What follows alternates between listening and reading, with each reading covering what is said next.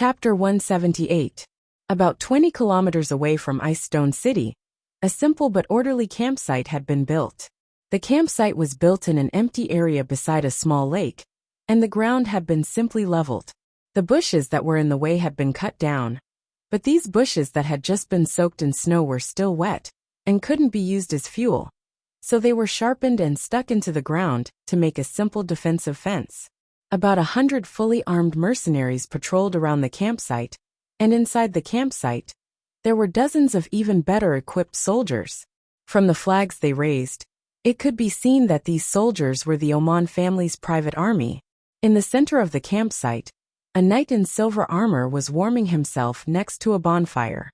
He wasn't wearing a helmet, revealing a handsome young face with blue eyes and black hair. His thin lips were tightly pursed, making him look determined and calm. Light footsteps sounded, and the knight turned around to see his wife walking over. "Vala, it's so late, aren't you going to sleep?" Caitlin opened her sleepy eyes and came to the bonfire, leaning on her husband's broad shoulder. "I'll keep watch for a while, you go sleep first." Knight Vala had a doting smile on his face as he rubbed his wife's hair. Then I'll accompany you, I'm actually not sleepy." Caitlin couldn't help but yawn as she said she wasn't sleepy. Vala shook his head with a smile. "Go sleep, we should be able to reach Ice Stone City tomorrow. Don't look so haggard then. Otherwise Viscount Angley will probably blame me for not taking good care of his sister." The corner of Caitlin's lips curled up slightly. "Colin isn't that petty." Vala was about to persuade her again, but he suddenly seemed to have sensed something, and all the muscles in his body instantly tensed up. Caitlin also felt the change in her husband and asked in confusion, "What's wrong?" "Someone's coming." Vala helped his wife up, and then quickly put on his helmet and sword. At this moment, the alarm indeed echoed in the campsite, and there were also the panicked cries of the mercenaries. "Rebels, the rebels are coming!" "Rebels?" Caitlin's face was filled with panic, and she held her husband's arm tightly as she asked worriedly, "Will it be okay?" "Don't worry, it's just a bunch of starving slaves. Kill the ones at the front, and the rest will run on their own." Vala comforted her with a relaxed expression. "Still, you have to be careful." "All right." After comforting his wife, Knight Vala strode forward and used his sword to hit his shield, making banging sounds as he shouted loudly, "Don't panic. Formation. Face the enemy." Under Knight Vala's orders, the guards of the Oman family quickly formed a battle formation and gathered around the knight, looking at the slaves swarming in from outside the camp with a solemn expression. The performance of the mercenaries was a bit worse. When they saw the large number of slaves swarming over, they were suddenly scared to the point that their hands and feet turned to jelly, not knowing what to do. "Archers fire." Knight Vala ordered. A rain of arrows was shot out from the campsite, and although it wasn't dense, it still caused quite a bit of damage to the unprotected slaves.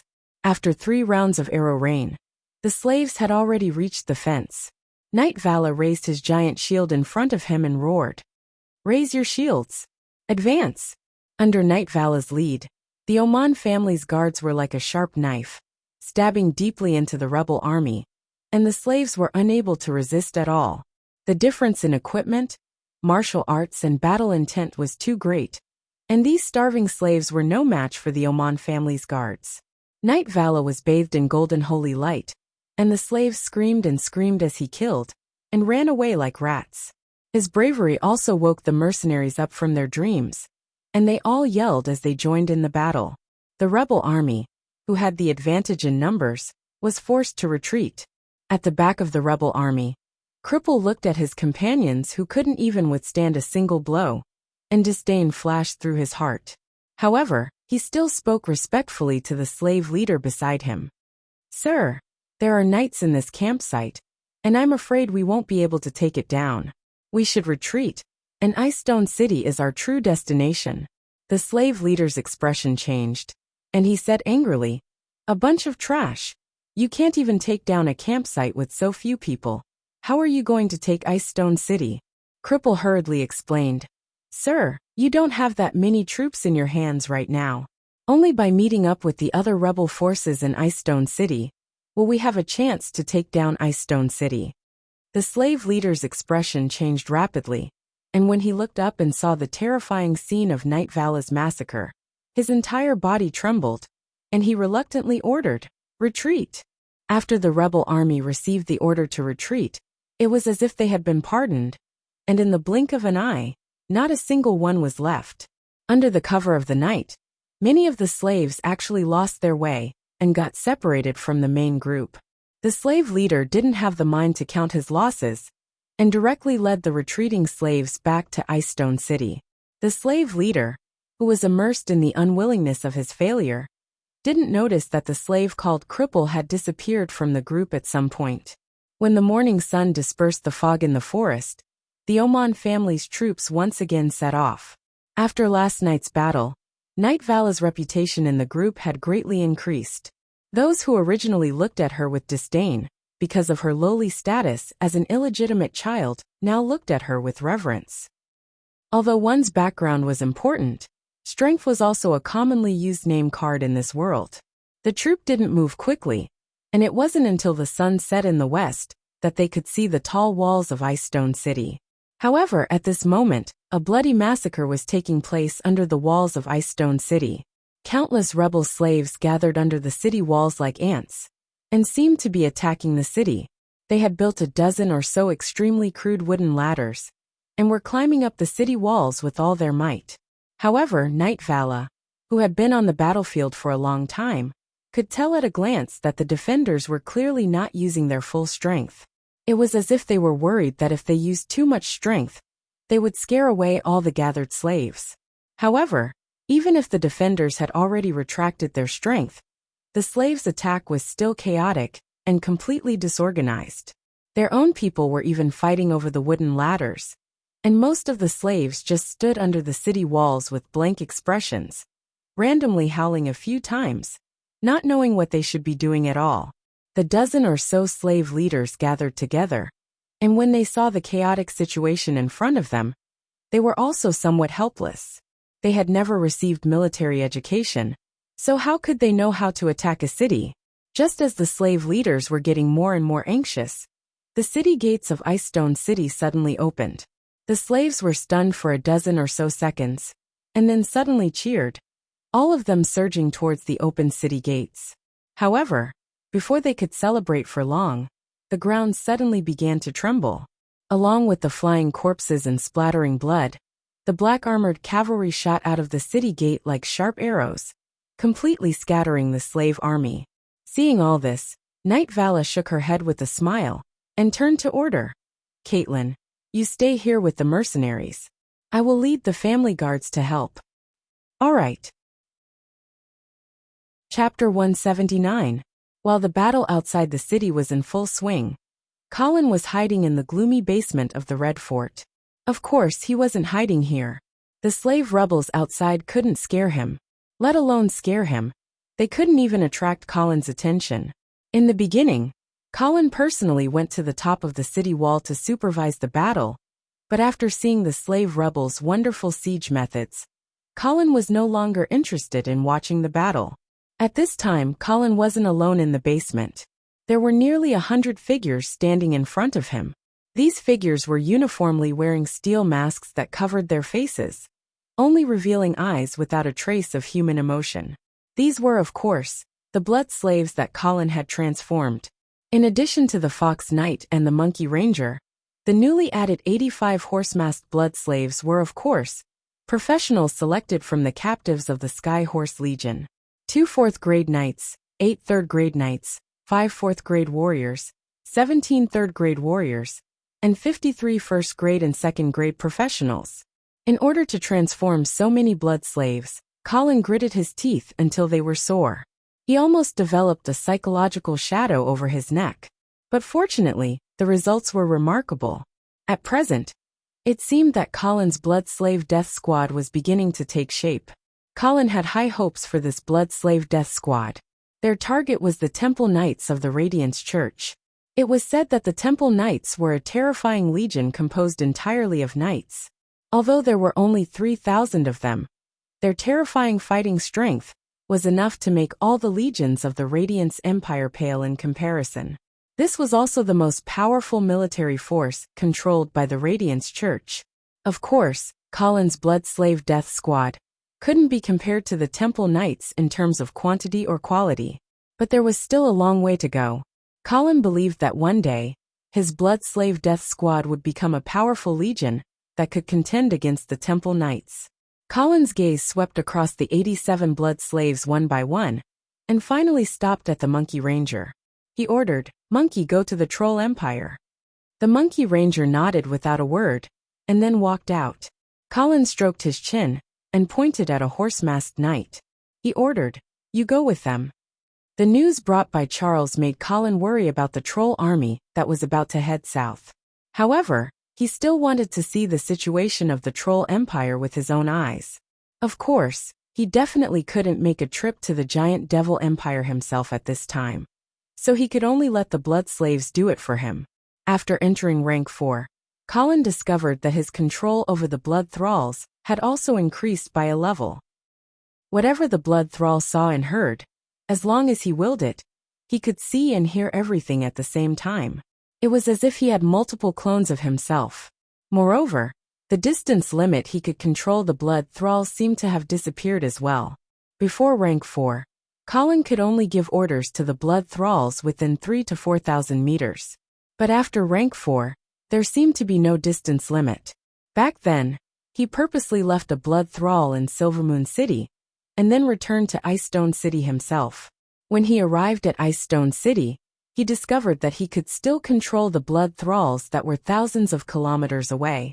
After that, Colin arranged for 3 more blood thralls to go to Winter City, Fallen Eagle City, and Iron Furnace City respectively to monitor the movements of the House of St. Hilda, the Oman family, and the Dawson family. These were all the main characters of the northern frontier that was about to begin, so Colin naturally had to pay more attention to them. After arranging everything, Colin left the basement. He had just taken a few steps when he met Knight Roger in the corridor. "Lord Viscounts, the rebellion outside the city has been quelled. Preliminary statistics show that we captured more than 12,000 slaves this time.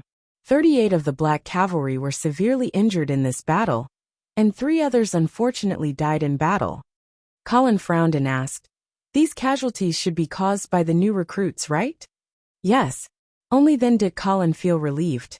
Recently, he had ordered Knight Seal to train 1,000 new recruits into the Black Cavalry. Taking advantage of the slave rebellion this time, he could let them see some blood. However, from the casualties this time, the combat strength of the new recruits still needed to be improved. However, elite cavalry was definitely not something that could be trained in a short period of time. This kind of thing could not be rushed. He could only hope that these new recruits could quickly grow under the leadership of the Black Cavalry veterans. Treatment and compensation will be carried out as usual. I won't say anything else." "Yes, my lord." Knight Roger nodded in response, then reported, "My lord, we also encountered a group of guards from the Oman family outside the city. The leader claimed to be your brother-in-law Knight Vala." "They're here already?" Colin was slightly surprised. Calculating the itinerary, Colin estimated that Vala and the others should have set off for Icestone City, right after the Winter Veil Festival. He didn't know if his sister Caitlin really missed him, or if Knight Vala was ordered by Count Oman to come and rope in the Angeli family. "Welcome them into the city. I'll wait for them in the reception hall." Yes. Just as Colin was playing with Whitey, hurried footsteps could be heard outside the hall. Soon, Caitlin's figure appeared in Colin's line of sight. When she saw Colin, an unconcealable joy appeared on her face. She lifted her skirt with both hands and quickly walked over, hugging her brother in her arms. "Colin, I heard that you fought with the Eastern Army in Silvermoon City. I was so scared. You're not hurt, are you?" "I'm fine, sister." Colin patted Caitlin's back a little helplessly. However, this feeling of being remembered by a family member was pretty good, even if Colin had always been a little estranged from Caitlin. Breaking free from his sister's embrace, Colin looked at Knight Vala who was walking towards him. From the memories of his predecessor, he knew that Colin used to have a very good relationship with Vala. As he was the man who loved his sister dearly, Colin used to love her and her dog, so he was also very close to Knight Vala. and because of Vala's identity as an illegitimate child, she was looked down upon by the Oman family, but she found a rare warmth in front of her brother and sister in Grey Castle. Therefore, after marrying Caitlin, Vala actually spent more time in Grey Castle town than in Falling Eagle City. It could be said that Knight Vala was basically a knight of the Angeli family, except for the fact that she didn't officially swear allegiance to Baron Angeli. It was also because of this that Knight Vala took the initiative to follow Baron Angeli to the front lines when he led the army.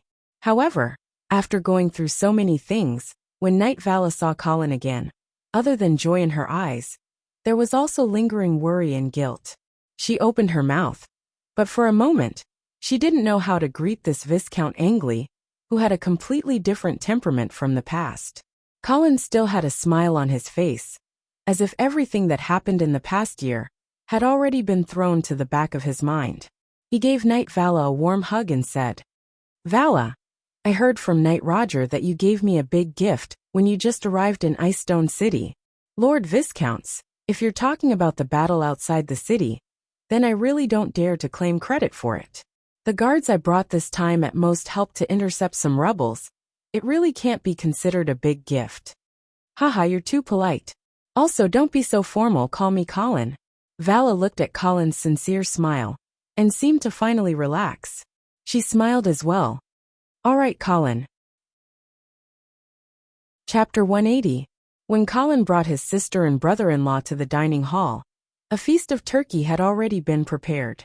On the long and narrow oak table, there was a huge roasted turkey, which was overflowing with the aroma of oil. Around it were all kinds of side dishes, such as roasted bacon, mashed potatoes, vegetable soup, fruit salad, and a bottle of white wine from Wince Manor. Of course, Colin's exclusive deer blood wine was also included. Colin tied the napkin and said to Eamon, who was pouring wine for the three of them, "Eamon, sit down and eat with us." Eamon said awkwardly, "Master, this is against the rules." Colin waved his hand domineeringly. "In this castle, I am the rules. Sit." Eamon was still hesitating, but Caitlin persuaded, "Eamon, sit down. You have served the Angeli family for more than 40 years. We are already family." Eamon thanked her and sat down. Colin then looked at Kathy, who was standing at the side, and said with a smile, "Kathy, why don't you join as well?" Kathy's little face immediately lit up with joy. She quickly thanked him and sat down. Caitlin looked at the pretty half-elf maid and frowned slightly. She had obviously misunderstood the relationship between Colin and Kathy, and was planning to remind her brother in private. Half-elves could only be taken as lovers, and could not be married, even if she was said to be a descendant of the half-elf royal family. This could be considered a form of racial discrimination. However, the nobles of the Radiant Empire had long since taken it as a matter of course. This was also the arrogance of the Radiant Empire, which occupied the center of the continent and suppressed all the other races. The nobles of the Radiant Empire also had the tradition of eating without talking when they were enjoying their meals. As for the dessert after the main meal, it was specially prepared for chatting. Tonight's dessert was a fresh fruit Cabernet Sauvignon. It was a delicacy made with egg, cream, and champagne poured over various fruits. After a simple roasting, it emitted a rich charred aroma that instantly filled the entire restaurant. After preparing the desserts, Eamon and Kathy sensibly excused themselves, leaving the rest of the reunion to Colin and Vala. Caitlin was very excited as she chattered about all the interesting things that happened between the three of them in Grey Castle. Vala and Colin added in from time to time, filling the entire dining hall with a cheerful atmosphere. But as time went by, Caitlin, who had just finished a long journey, was visibly tired. She began to yawn repeatedly. Seeing this, Vala said considerately, "Caitlin, why don't you go back and rest first? I'll talk to Colin for a while." "All right, I'm too tired today. I'll go back to sleep first. You guys take your time." Colin also smiled and nodded. "Okay, sister. The maid outside the hall will take you to your room." When the door to the hall opened and closed again, the dining hall suddenly became quiet. A hint of awkwardness began to circulate in the air. The two men picked up the wine glasses in front of them almost at the same time and brought them to their mouths. Colin finished the deer blood wine in his glass in one gulp and then looked at Vala, as if waiting for her to speak first. In Colin's opinion, Vala had come to Icestone this time because she had received orders from Count Aldman to rope in the Angeli family. Caitlin had already helped to set up the atmosphere earlier. Now, it should be time for Vala's performance. Colin. Vala spoke as expected.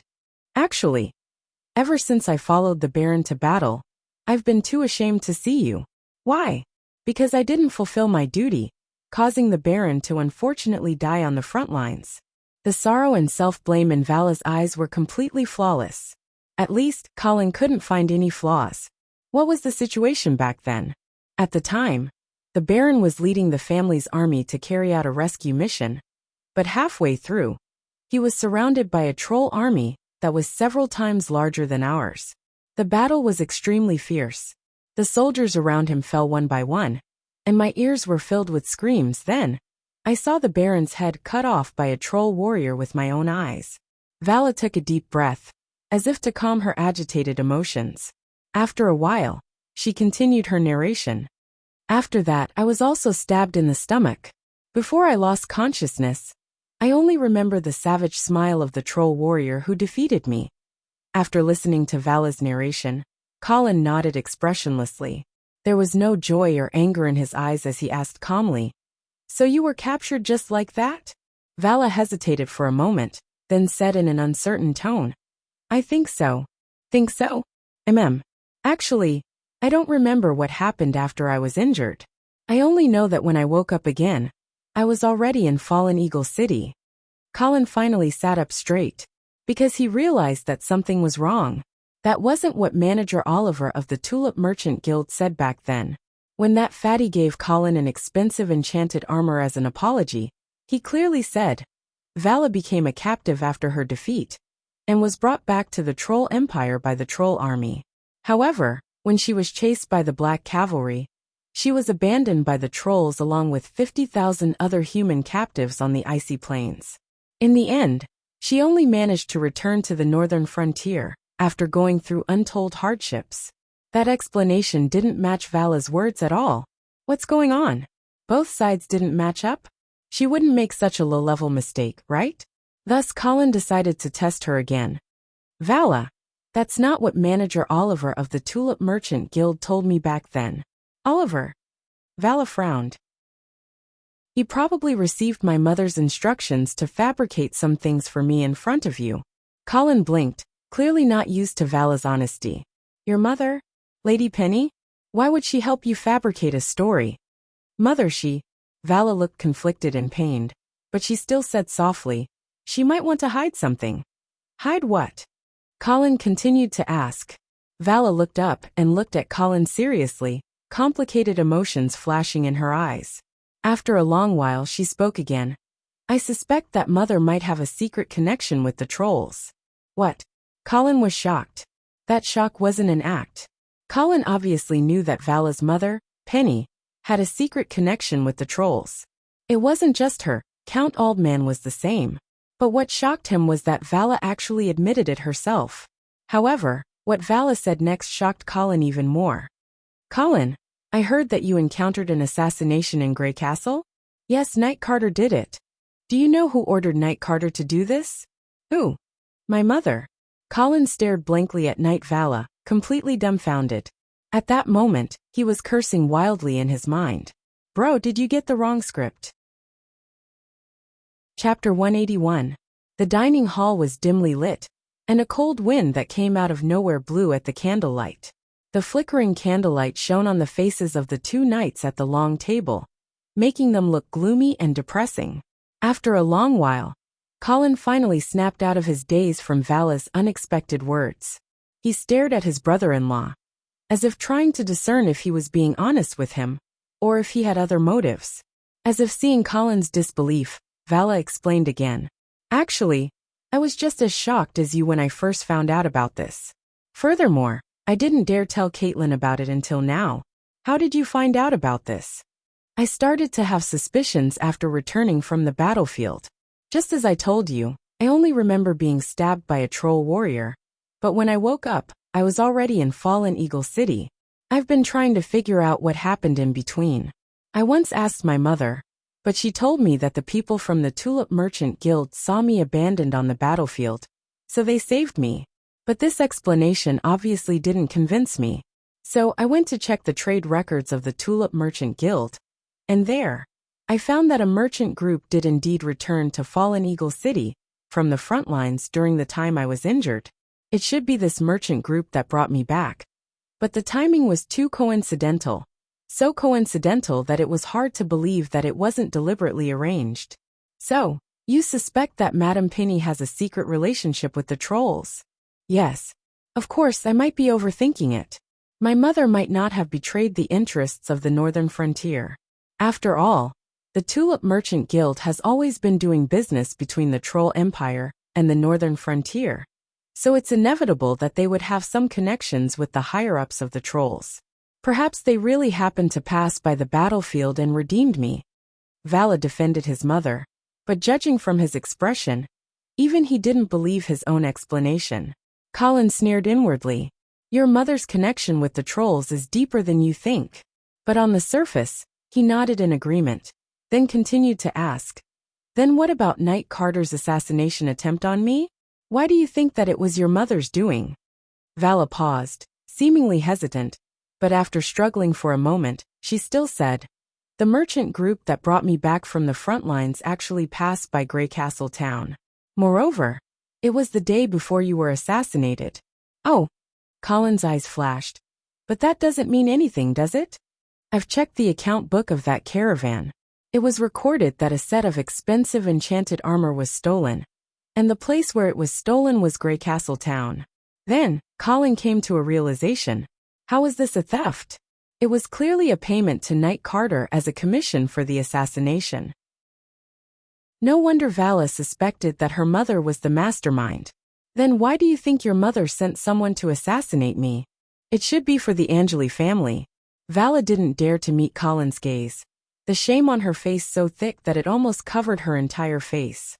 Baron Carter died at the front lines, and if you die as well, then Caitlin will become the first heir to the Angeli family's title, and I will also obtain a family property, and won't have to be looked down upon all day in Fallen Eagle City. Perhaps this is my mother's plan. I'm sorry, Colin, I've let you down. Vala's honesty left Colin at a loss for how to respond. Originally, he already had a perfect plan for this banquet. He was prepared to use the conclusion he had deduced from the Red-Eye inheritance to make Vala believe that he was the true son of Count Oman, thus provoking her to hate the Viscounts of Lawrence and planting an unstable bomb within the Oman family. But who would have thought that things would turn out like this? As his mind raced, Colin suddenly felt that he had to change his way of thinking. Vala, my father didn't care about your illegitimate identity and treated you as his own, even marrying my sister to you. But you failed to protect my father and let him die tragically on the battlefield, while you lived on alone. Can such actions be considered the virtue of a knight? Before Vala could speak, Colin continued to press her. Your mother actually ordered an assassin to kill me in order to obtain a family property for you. Do you think you can get my forgiveness with a simple sorry? Vala's face flushed red in shame at Colin's questioning. She suddenly got up and left her seat, arriving in front of Colin and kneeling on one knee, at the same time holding the sword at her waist above her head with both hands. Viscount Angley, it is only right that I accept your judgment. Colin raised an eyebrow and sneered. What? Vala, do you think I won't kill you just because you married my sister? No, my crimes have nothing to do with Caitlin, and I don't expect you to forgive me for her sake. Vala's face was resolute, and his hands holding the sword did not tremble at all. Actually, when I found out about my mother's actions, I already knew that only death can redeem my sins to Baron Angeli and to you. She then raised her head and looked at Colin with a calm expression, and said word by word, Colin, please grant me release. Colin stared at Vala's eyes expressionlessly, as if trying to discern the sincerity in her words. Vala's blue eyes were as calm and deep as the surface of a windless sea. After a long while, Colin finally got up slowly. Clang! He unsheathed his long sword and pressed it against Vala's heart. Colin used a bit of force, and the sharp tip of the sword easily pierced through her thin outer clothes. Fresh blood dyed Vala's chest red, but his eyes did not tremble at all, and his body did not dodge at all. Colin narrowed his eyes and asked expressionlessly, "Vala, do you have any last words?" Vala's eyes finally rippled, and there was a hint of longing in his voice. "Please take good care of Caitlin, and help her find a good man to remarry. She's my sister, and I'll take good care of her even if you don't ask." Vala nodded, as if she was finally relieved. She slowly closed her eyes and waited for death to descend upon her. Colin hesitated for a moment, but still slowly stabbed the longsword into Vala's chest. He was not fast, and it seemed like he was purposely controlling his strength, so that the longsword pierced into Vala's chest bit by bit. Throughout the entire process, Vala did not have any intention of dodging other than clenching his teeth in pain and trembling out of reflex. It was only when the longsword completely pierced through her chest and came out of her back that Vala slowly opened her eyes and looked at the world with nostalgia, and said softly to Colin, "I'm sorry." She then slowly slumped to the ground. Colin sighed, as if finally confirming Vala's sincerity. He had seen too many old schemers who would do anything for their own benefits. And a knight like Vala, who was willing to atone for her sins with her death, for the sake of justice in her heart, was an anomaly. Colin sighed again as he looked at Vala, who was on the verge of death with a longsword pierced through his chest. In the end, she still bit him. Chapter 182. The blood mist dissipated. Colin returned to his seat. Vala was a grade 3 knight, and according to Colin's experience of transforming Queen Aisha, embracing a bloodline that was lower in rank should not cause him to lose a rank. He quietly felt the changes in his body, and apart from feeling a little weak, he did not lose a rank. Heaving a sigh of relief, Colin poured himself another cup of dear blood wine, drinking it as he waited for Vala to wake up. To be honest, Vala's willingness to atone for his sins with his death had touched Colin greatly. Facing such a knight who held fast to the justice in his heart, Colin felt that he had to slightly change his original plan. After a long while, just as Colin was about to come up with a new plan, Vala finally woke up. I'm not dead." Vala sat up straight, looking at the longsword that was still stuck in his chest with a blank expression. "You are indeed dead," Colin said calmly, "but I have granted you a second life." Vala stared blankly at Colin. In her eyes, Colin's entire body seemed to be shrouded in a vast, holy, and irresistible radiance, causing people to have the urge to prostrate themselves in worship. "Colin, what is going on? Have you heard of the Blood Angels?"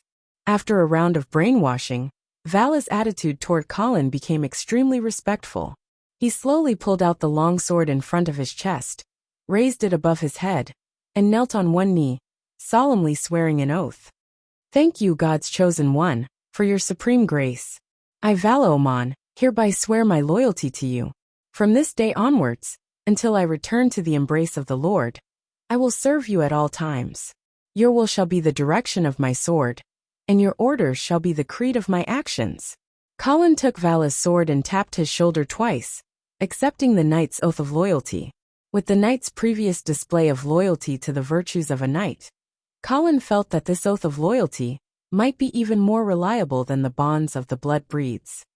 "Vala, do you know why I forgive your sins and grant you a second life? God's chosen one, please instruct us. Because you are just a pitiful person who has been kept in the dark." Vala's face was filled with confusion. Colin continued to explain. "You said that your mother, Penny, sent someone to assassinate me because she wanted to help you obtain a family business. Then let me ask you, is your relationship with Ms. Penny really that close?" "Mother." Vala hesitated. "Mother is not someone who is good at expressing her feelings." Colin sneered. "Not good at expressing feelings? Do you really think that a mother would not know how to be intimate with her own son? Maybe she's a little conflicted about my identity as an illegitimate child. Hee, she's just a rank 1 commoner. What right does she have to look down on an illegitimate child? Even if she was conflicted about your identity and was unwilling to get close to you, why would she take such a huge risk to help you obtain the Angeli family's business?"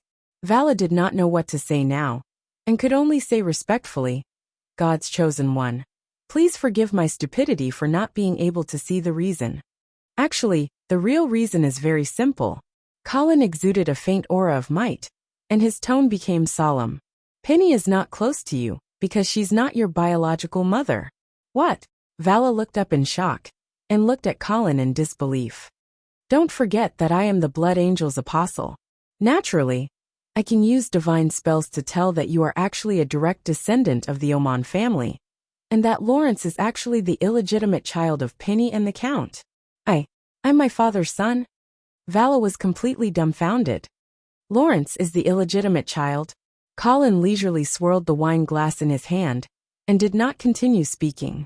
Instead, he let Vala digest this shocking news. The reason why he did not mention recessive inheritance was that compared to the unproven genetic theory of this world, profound divine spells were more likely to gain the trust of a devout knight. Vala indeed fell into a deep struggle because of Colin's words. He did not dare to question Colin's judgment, but he could not understand why he had been treated as an illegitimate child all these years, if he really was Count Oman's son. Are you puzzled as to why you, a direct descendant, would be raised as an illegitimate child? Yes, please enlighten me, God's chosen one. Because even though Lawrence is an illegitimate child, his bloodline is nobler than yours. How? How is that possible? Vala was even more puzzled, but soon seemed to understand something. He quickly asked, You mean that Lawrence's birth mother Penny is not a commoner? That's right. Penny is actually a descendant of the House of St. Thean. Therefore, even though Lawrence is an illegitimate child, he is obviously nobler than you in Count Oman's eyes. The House of St. Thean, Vala finally understood. A descendant of a holy knight family was naturally nobler than him. It was only then that Vala understood why Penny was always so cold to him, completely lacking the closeness and attention that a normal mother should have. Knight Vala fell silent after understanding the whole story.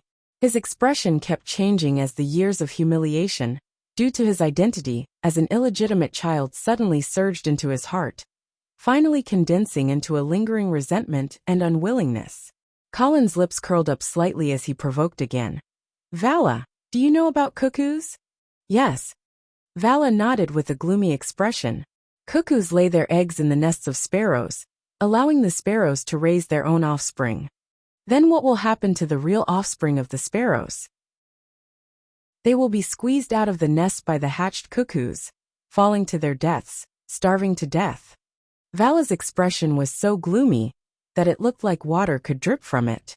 Then Vala, are you willing to see Lawrence take over the title of Count that should have belonged to you, and let the Oman family become a breeding ground for the descendants of the House of St. Thean? Of course not. And that Countess of the Sudor family, your real mother, is said to have died of an illness.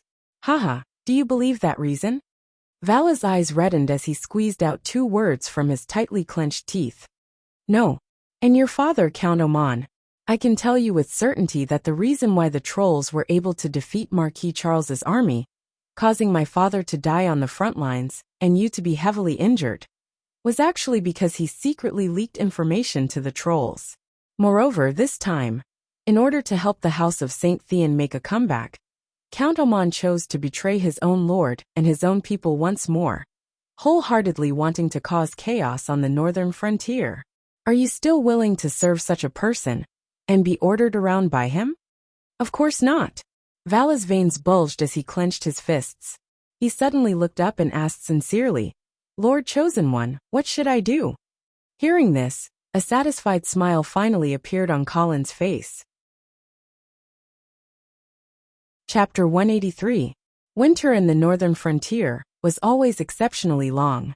Even at the end of February, the heavy snow and howling cold winds still showed no signs of abating. The spring that many people were looking forward to was nowhere to be seen. Icestone City gates. Colin, you can stop here. Caitlin reached out to hug her brother, and even helped him fix the collar of his shirt. She reminded him, when you're free, you must come visit me at Eagle Fall City. Of course. Colin nodded with a chuckle. You must be careful on the way as well. Knight Vala bowed solemnly to Colin. Lord Viscounts, don't worry. I will protect Caitlin well. Also, I will pass on the words you told me to Lord Father. You must let the Lord Count feel my goodwill. The friendship between the Angeli family and the Oman family will last forever. Colin said seriously. Yes. The two of them exchanged a tacit glance and finally waved goodbye. After sending off Vala and her husband, Colin had just returned to the Red Castle. Before he could sit down and rest, he saw butler Eamon hastily walk over. Master, there's another letter from Pine Town. Colin received it with a frown. He opened the letter and scanned through it. Then he actually laughed in anger. Heh, this Baron Lamba, he really isn't going to let this slide. Pine Town was located to the west of Icestone City and was Baron Lamba's territory. This Baron Lamba had once asked Colin to buy food. However, he wasn't as easy to get rid of as the young and immature Count Morrison. He haggled with Colin for a long time and annoyed Colin so much that they almost parted on bad terms. Although he finally accepted Colin's condition of paying in installments, he was obviously very dissatisfied with the result. As the news of Icestone City having enough food spread, the slaves in the vicinity flooded into Colin's territory and provided a large amount of labor for Colin. On the other hand, the surrounding territories of the Viscounts began to show signs of population loss. At first, they were only slaves. But later, as the famine deepened, the high price of food made it impossible for many commoners to afford food. These civilians who had run out of food also began to pack up their belongings and head towards Icestone City with their families. Of course, Colin didn't refuse anyone. He was well aware of the importance of population in this era, and Icestone City, which possessed a large amount of food, could continue to receive an influx of people. However, this obviously made the surrounding lords anxious. However, although they were anxious, they did not dare to do anything to Colin. After all, the Black Cavalry was in Icestone City. Although they were only remnants of an army, they were still not something that the surrounding minor lords could fight against. What's more, Colin had just defeated the famous Pegasus Legion in the Battle of Silvermoon City. Many people regarded him as the next rising star of the northern frontier after Marquis Garcia. Of course, there were always fools in this world who did not know the immensity of heaven and earth. For example, Pine Forest Town's Baron Lamba. He had sent letters many times asking why Colin had taken in his citizens, and even requested that Colin return all of Pine Forest Town's citizens. This attitude clearly angered Colin. Casually tearing up the letters and throwing them into the fireplace, Colin turned around and ordered Eamon, "Write a letter for me. Help me draft a reply letter. Tell Baron Lamba that I can't recognize any of the citizens of Pine Forest Town. If he wants his citizens back, then he has to personally come to Icestone City." "Yes, master." Just as Eamon was about to leave, he was stopped by Colin. "Wait, is there still no news from Winter City?" "None. It is said that the Duke of St. Hilda was injured in the duel with the paladins of the Troll Empire. Until now, he has not been able to receive the marriage proposal invoice we sent."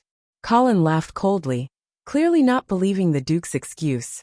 At this moment, he suddenly realized that Pine Forest Town's Baron Lamba might be a good opportunity to test the Duke. Thinking of this, a cold glint flashed through Colin's eyes. He immediately said to Eamon, "I will personally write a letter for Baron Lamba." After saying this, he sat down in front of the desk, picked up a quill, and quickly finished writing a letter.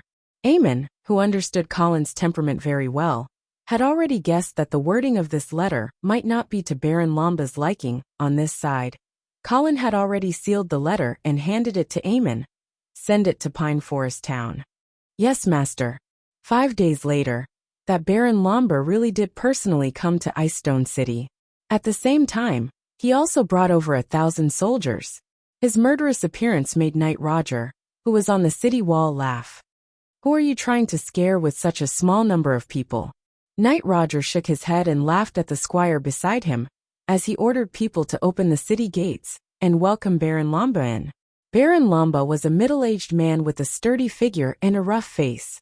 The beard on his face was connected to his hair, making him look like an irritable gorilla. "Where is Viscount Angley?" Baron Lamba's voice was very loud, causing the snow on the city gates to rustle down as soon as he opened his mouth.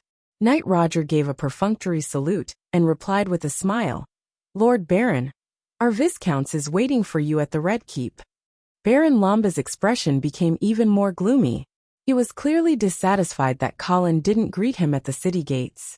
However, Colin's title was higher than his, so Baron Lamba couldn't really say that Colin was being rude. Of course, Baron Lamba wasn't afraid of Colin. After all, he wasn't Colin's vassal. Although there was a difference in their titles, they didn't have a subordinate relationship. He followed Knight Roger all the way to the Red Keep, and saw that Colin was already waiting in front of the castle. Only then did Baron Lamba's expression soften slightly, but his attitude was still as cold as ever. Colin didn't seem to mind the other person's coldness, and continued to smile as he greeted Baron Lamba. He even pretended to be affectionate as he pulled on the other person's arm and walked with him to the castle. Baron Lamba couldn't help but feel disdain in his heart. He originally didn't think highly of Colin, this rapidly rising Viscounts. He thought that the other person had only followed Marquis Garcia to the Sky Icefield for a stroll, and gained some merit to be promoted to Viscounts. Now that the two sides had a conflict over population, Baron Lamba disliked Colin even more. This time, he came to Icestone City because he was determined to bring back all the citizens that originally belonged to Pine Town. Otherwise, there would probably be no one to help him with the upcoming spring plowing. Just as Baron Lamba was pondering how to open his mouth, he suddenly noticed that someone was quickly approaching from behind. He turned his head in confusion and saw an armored knight wearing a horseface mask dashing towards him, the long sword in his hand glinting with a chilling light. "Assassin!" Baron Lamba immediately yelled. He was about to draw his sword to meet the enemy when he suddenly realized that his right arm was tightly gripped by Colin and couldn't move at all. Baron Lamba was so scared that his soul almost left his body. He immediately realized that this was a trap. "Angus." Before he even finished speaking, the strange man wearing the horseface mask had already rushed in front of Baron Lamba. The blade flashed and Baron Lamba's head was instantly chopped off. However, his body was still standing there, blood spurting out from his neck like a fountain. The Lamba family's guards were stunned by this sudden turn of events. They never would have thought that their lord would encounter an assassination at the entrance of the Red Keep, until Colin's sharp voice rang out, "Catch him, don't let the assassin escape." Only then did the Lamba family's guards wake up from their daze and chase after the assassin who had already run far away. Knight Roger stared blankly at this scene and seemed to understand something. He carefully asked, "Sir, should we chase after him?" Only now did Colin let go of Baron Lamba's right arm and carefully avoided the blood spurting out from the other party's neck. He righteously ordered, "Of course we should chase. Baron Lamba died in Icestone City. We are duty-bound and must capture the assassin." Chapter 184. Under the raging cold wind, there were very few people on the streets of Pine Town. The high price of food caused the residents of this small town, on the northern frontier, to continuously leave. This also caused the town, which wasn't very prosperous to begin with, to become even more desolate. It was said that the irascible lord had already brought more than 1,000 soldiers to Icestone City, vowing to capture the fleeing citizens. However, before the citizens were captured, an earth-shattering piece of news came. The lord of Pine Town, Baron Lamba, had actually died in Icestone City. No one knew where this news came from, but it quickly spread throughout the town. In just one day, almost everyone in Pine Town knew of this news. But what was strange was that no one from the Lamba family came out to confirm the authenticity of this news. Of course, they didn't deny it either. For a moment, the streets, inns and taverns of Pine Town were all discussing this shocking news. More and more information was gradually revealed. It was said that the person who assassinated Baron Lamba was an Eastern Knight, and this Eastern Knight's original target was actually Viscount Angley, the lord of the northern frontier, who had personally destroyed the Sky Horse Legion. However, at that time, Baron Lamba and Viscount Angley were traveling together, and the assassin actually killed the wrong person in a panic. Poor Baron Lamba, just like that, became Viscount Angley's scapegoat. However, with the help of Viscount Angley, the assassin was still captured and sentenced to death by hanging. His corpse was hung in the plaza of Icestone City for a day and a night. These details, which were so vivid, increased the authenticity of this news. Most of the residents of Pine Town already believed that their lord had really met with misfortune in Icestone City. The night gradually deepened, but the Lamba family's castle was still brightly lit. A group of family members were gathered in the hall, fiercely debating. Baron Lamba's eldest son, White Lamba, was currently looking at his family members who were arguing with a gloomy expression, his heart filled with anxiety and annoyance. His father's death had caught White somewhat unprepared, and he also smelled a thick scent of conspiracy. How could the assassin from the eastern region be so coincidental? How could the assassin from the eastern region suddenly attack when his father went to visit Viscount Angley and kill the wrong person by coincidence? However, the family knight who came back to Pine Town to report confirmed the identity of the assassin. The assassin was indeed a knight from the eastern region, and a rather famous fourth-grade knight. This assassin had once participated in the Battle of Silvermoon City. After the battle, his whereabouts were unknown. He indeed had a blood feud with Viscount Angley, so his motive for assassinating him was very sufficient. However, White still felt that Viscount Angley had something to do with his father's death. After all, the reason father went to Icestone City was to cause trouble for the other party. Just as White's imagination was running wild, he suddenly heard someone calling his name. He raised his head and saw the butler looking at him with concern. "Young master, are you all right?" "I'm fine." "Young master, you have to make a decision quickly." "What decision?" Everyone looked at the bewildered White and was momentarily speechless. They had been arguing here for so long, but the young master didn't listen at all. In the end, it was the butler who asked for instructions. "Young Master White, recently, because of the old master's death, the people of Pine Town are in a state of panic.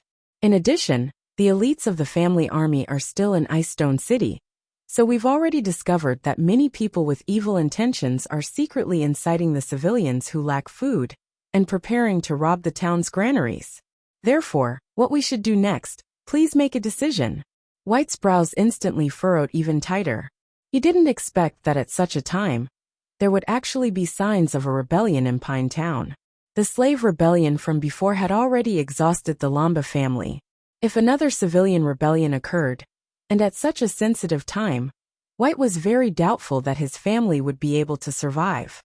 "Notify the entire town. Starting tonight, there will be a curfew." White had just opened his mouth when he suddenly discovered that the outside of the castle was suddenly boiling. Soaring flames lit up the pitch-black night sky, and waves of battle cries broke the silence of the night.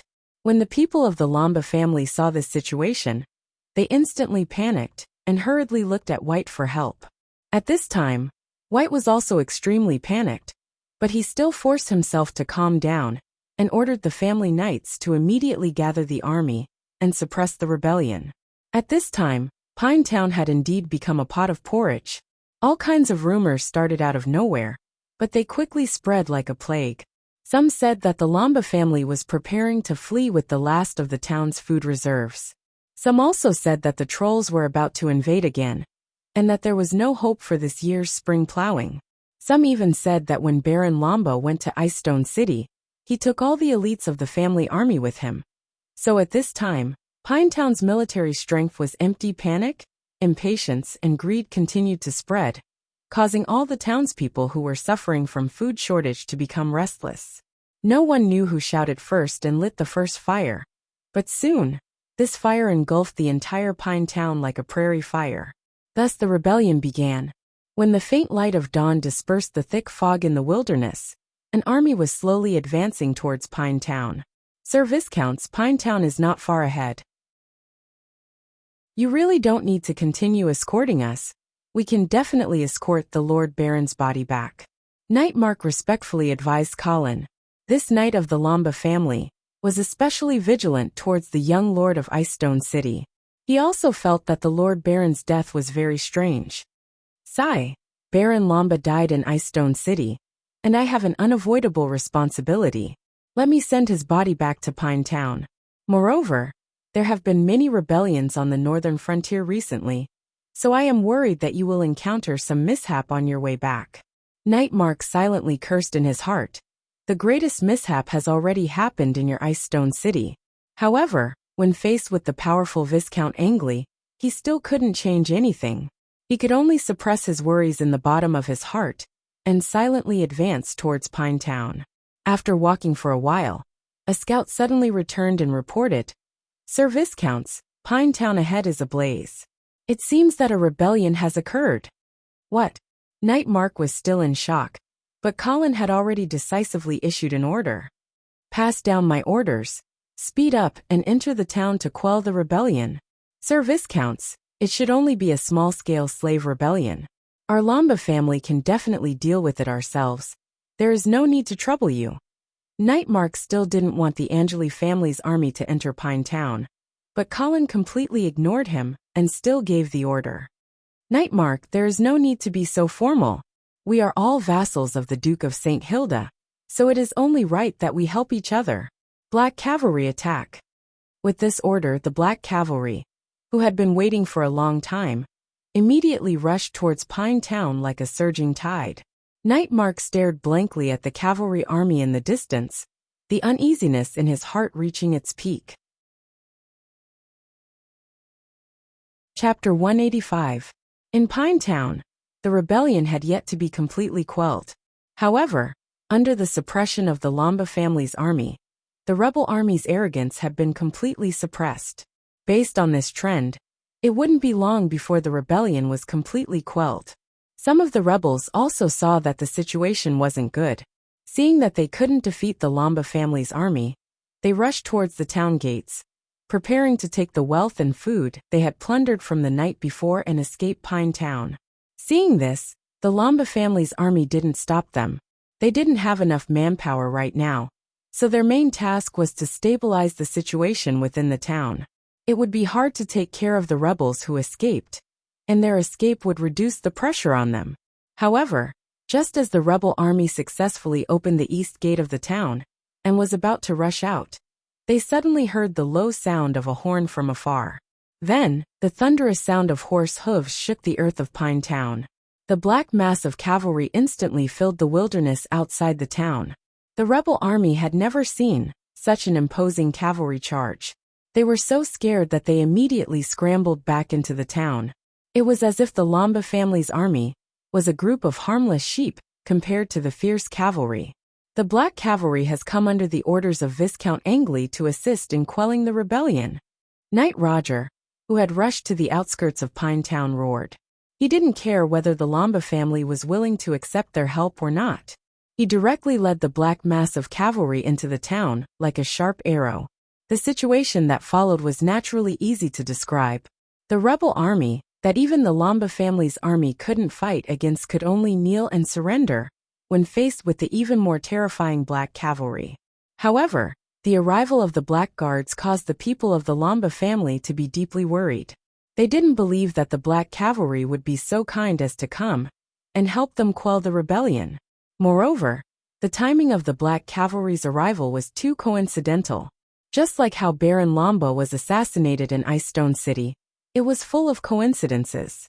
However, when there were too many coincidences, it was hard to believe that this wasn't a scheme planned by someone with ulterior motives.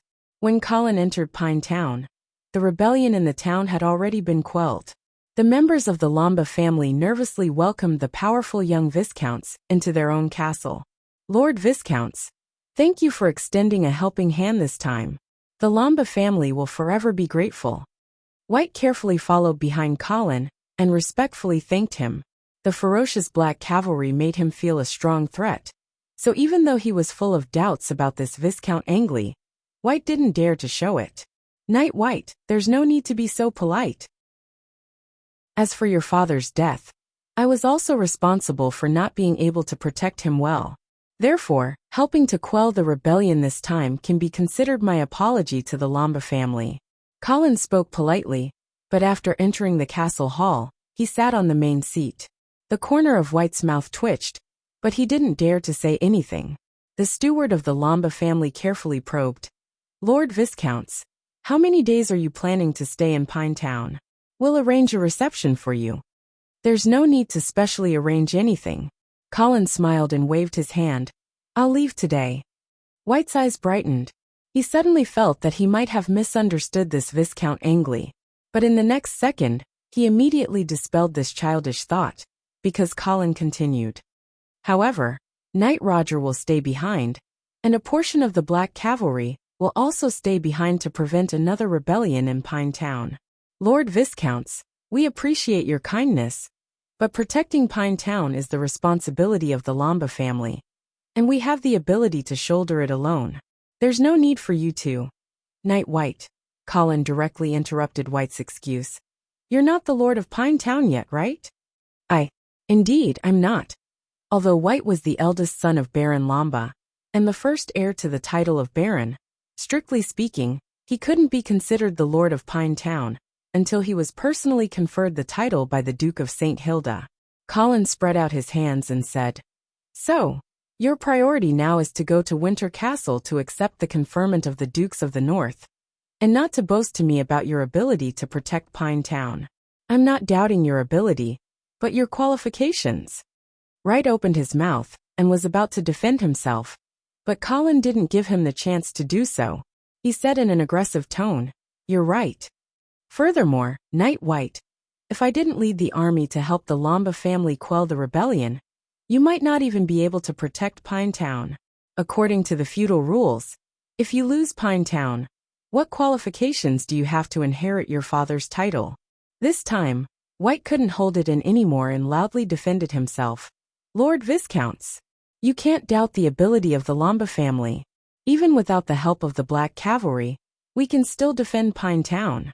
As for whether I have the qualifications to inherit the title of Baron, that's up to the Dukes of the North to decide. Colin chuckled and waved his hand, indicating that White didn't need to be agitated. He said calmly, That's why I said that your priority now is to go to Winter Castle to meet the Duke. Don't worry, I have no intention of competing with the Lamba family for the ownership of Pine Town.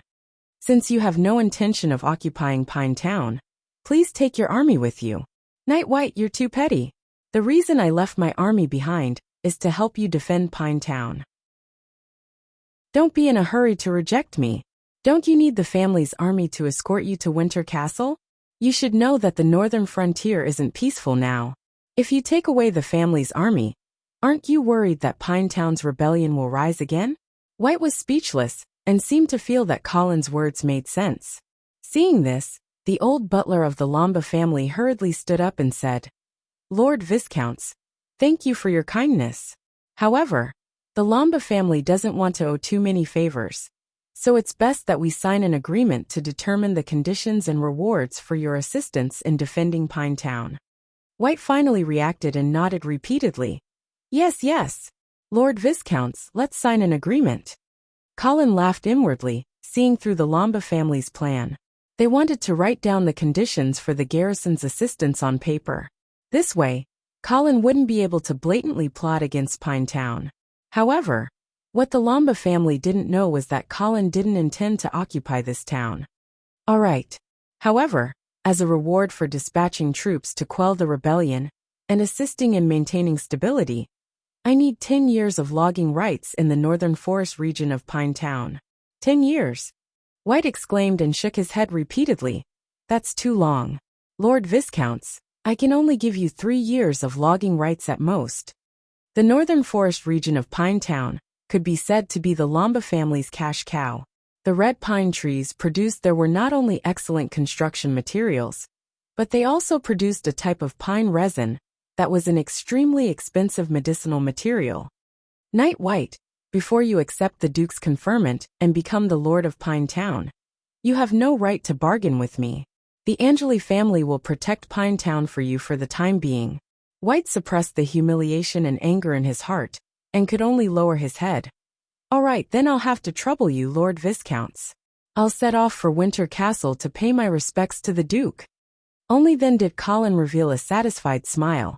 His gaze passed through the Lamba family and looked in the direction of Winter Castle.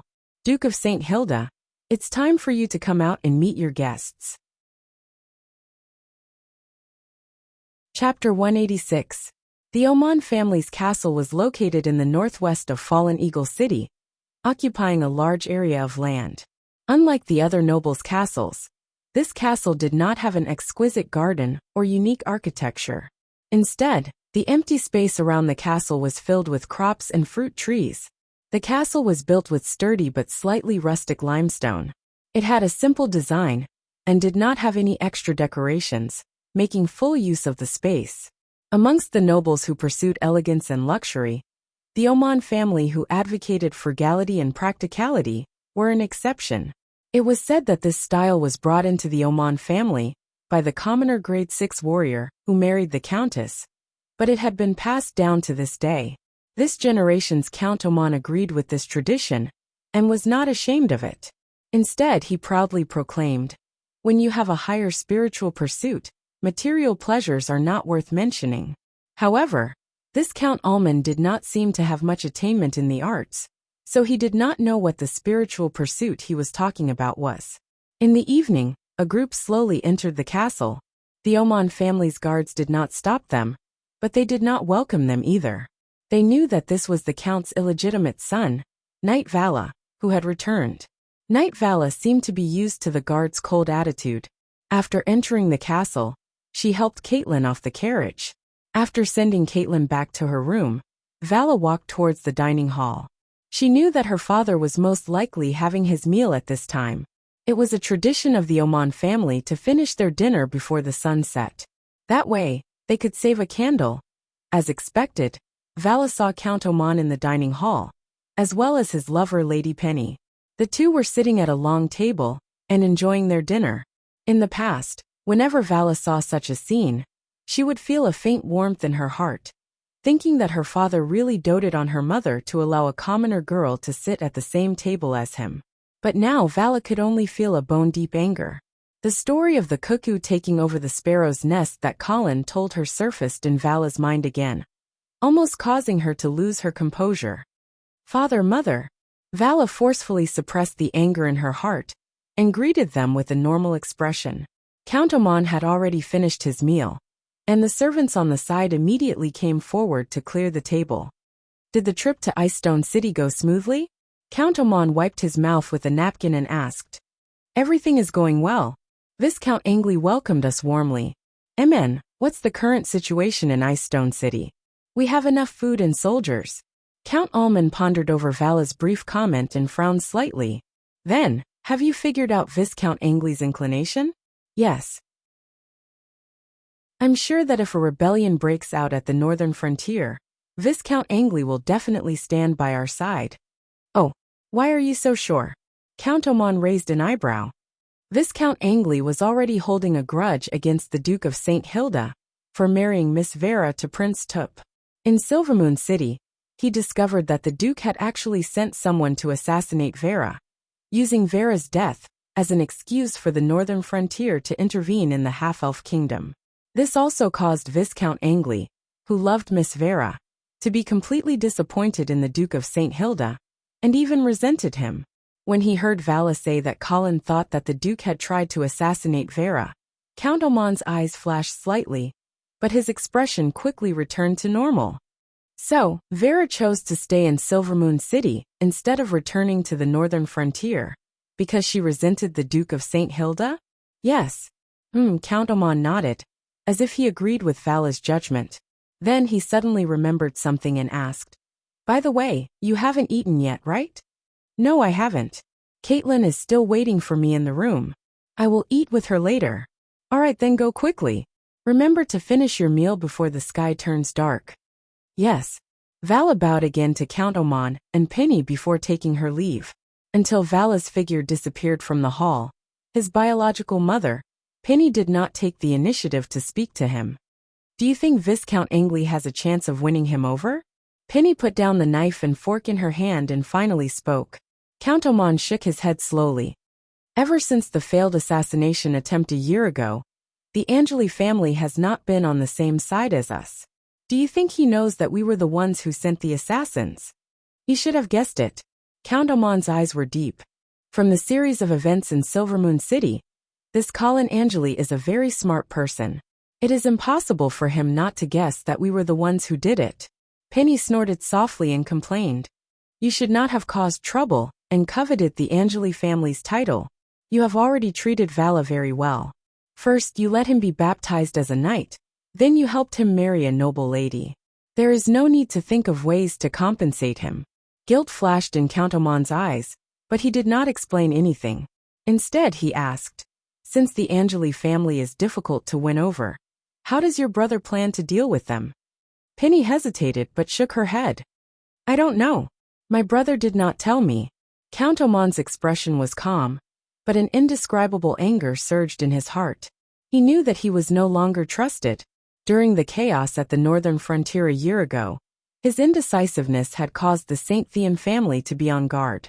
This time they were clearly on guard against him. Seeing her silent husband, Pan and I smiled and said gently, "You don't have to be impatient. Spring is coming. My brother's plan at the northern frontier is complete. This time, the house of St. Hilda will not be able to escape destruction.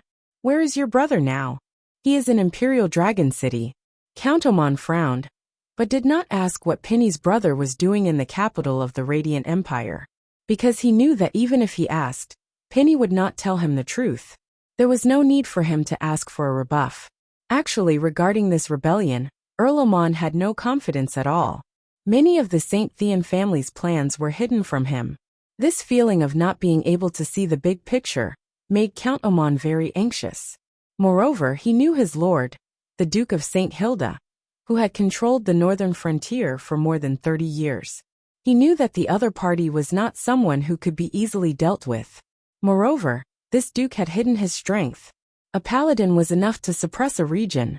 Although the St. Thean family had invited the paladins of the giant demon empire to heavily injure the Duke of St. Hilda, no one knew how serious the injuries of the Dukes of the North were. Penny seemed to see the man's worry. She smiled and said, "The repairs to the city walls of Falling Eagle City have been completed. I was thinking that since we still have some construction materials left, should we repair and strengthen some of the old buildings in the city?"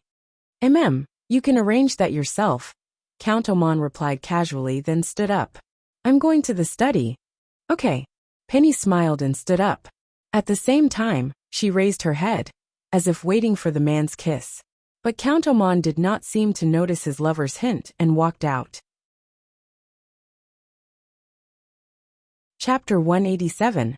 As one of the oldest cities on this continent, Imperial Dragon City was established much earlier than the Empire of Light. Its history could be traced back to 7,000 years ago. At that time, the dragons had not gone extinct, and the High Elves had not disappeared. These two powerful races were also the rulers of the world at that time.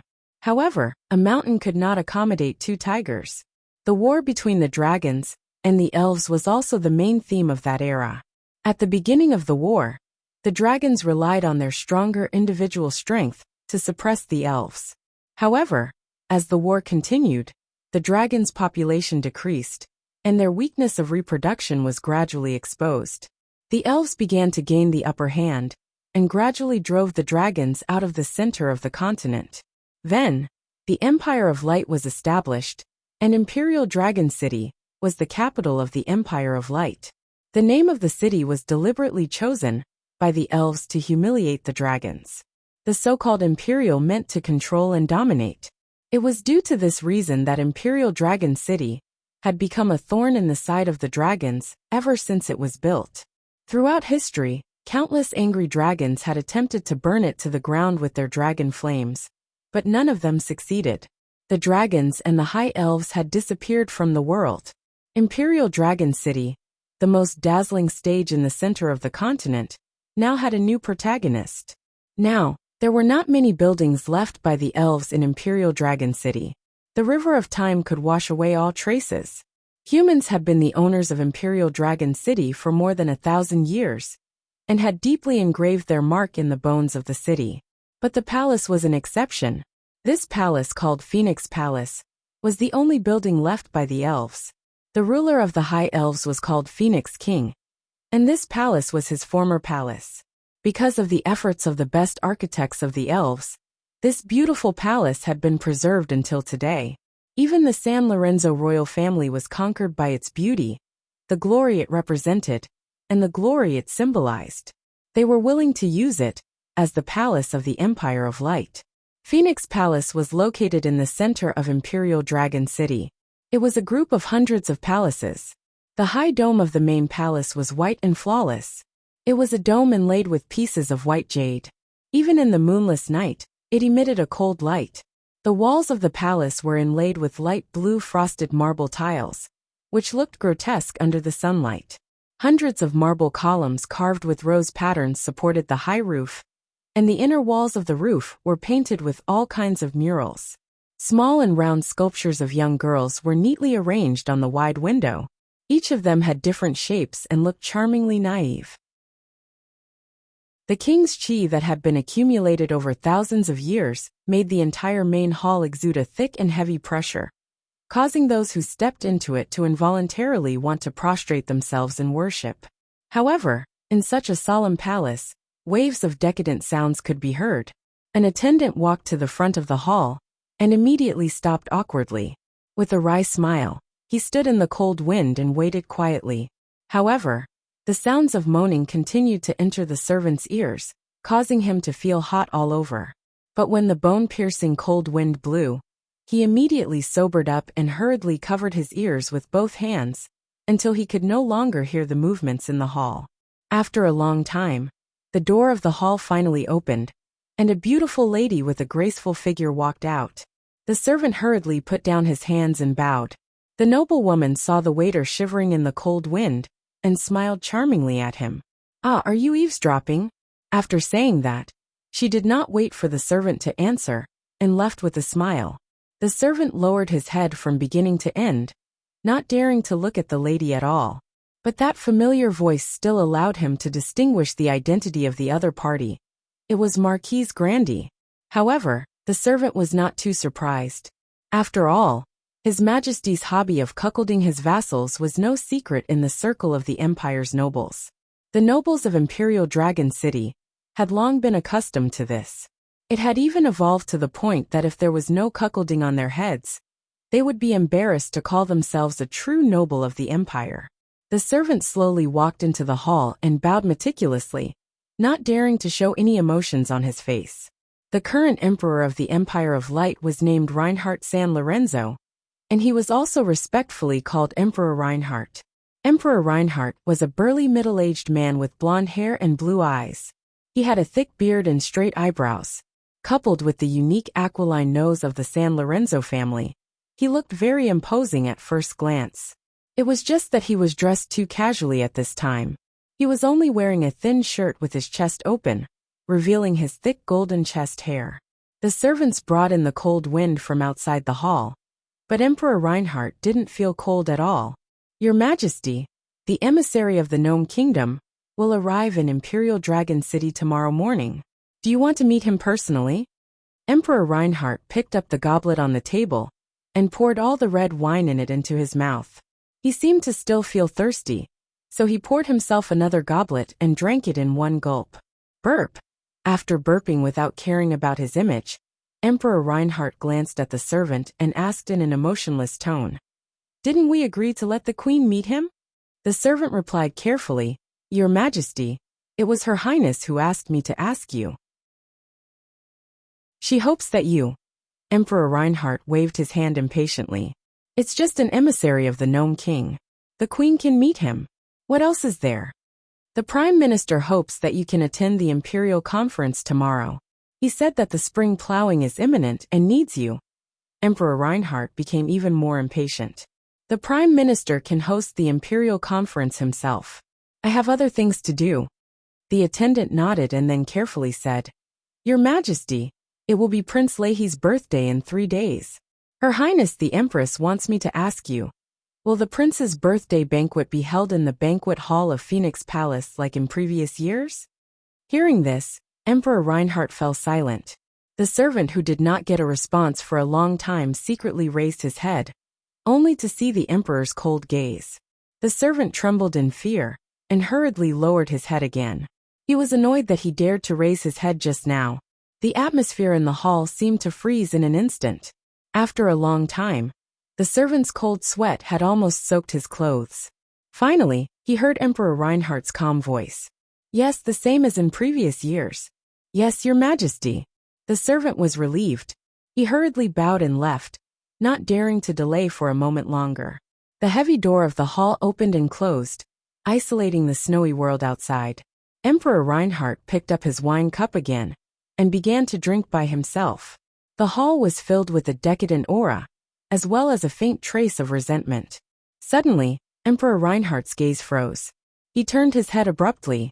The golden curtain moved without any wind, and a man covered in a black mage robe appeared there. However, there was a sharp sword pressed against his neck.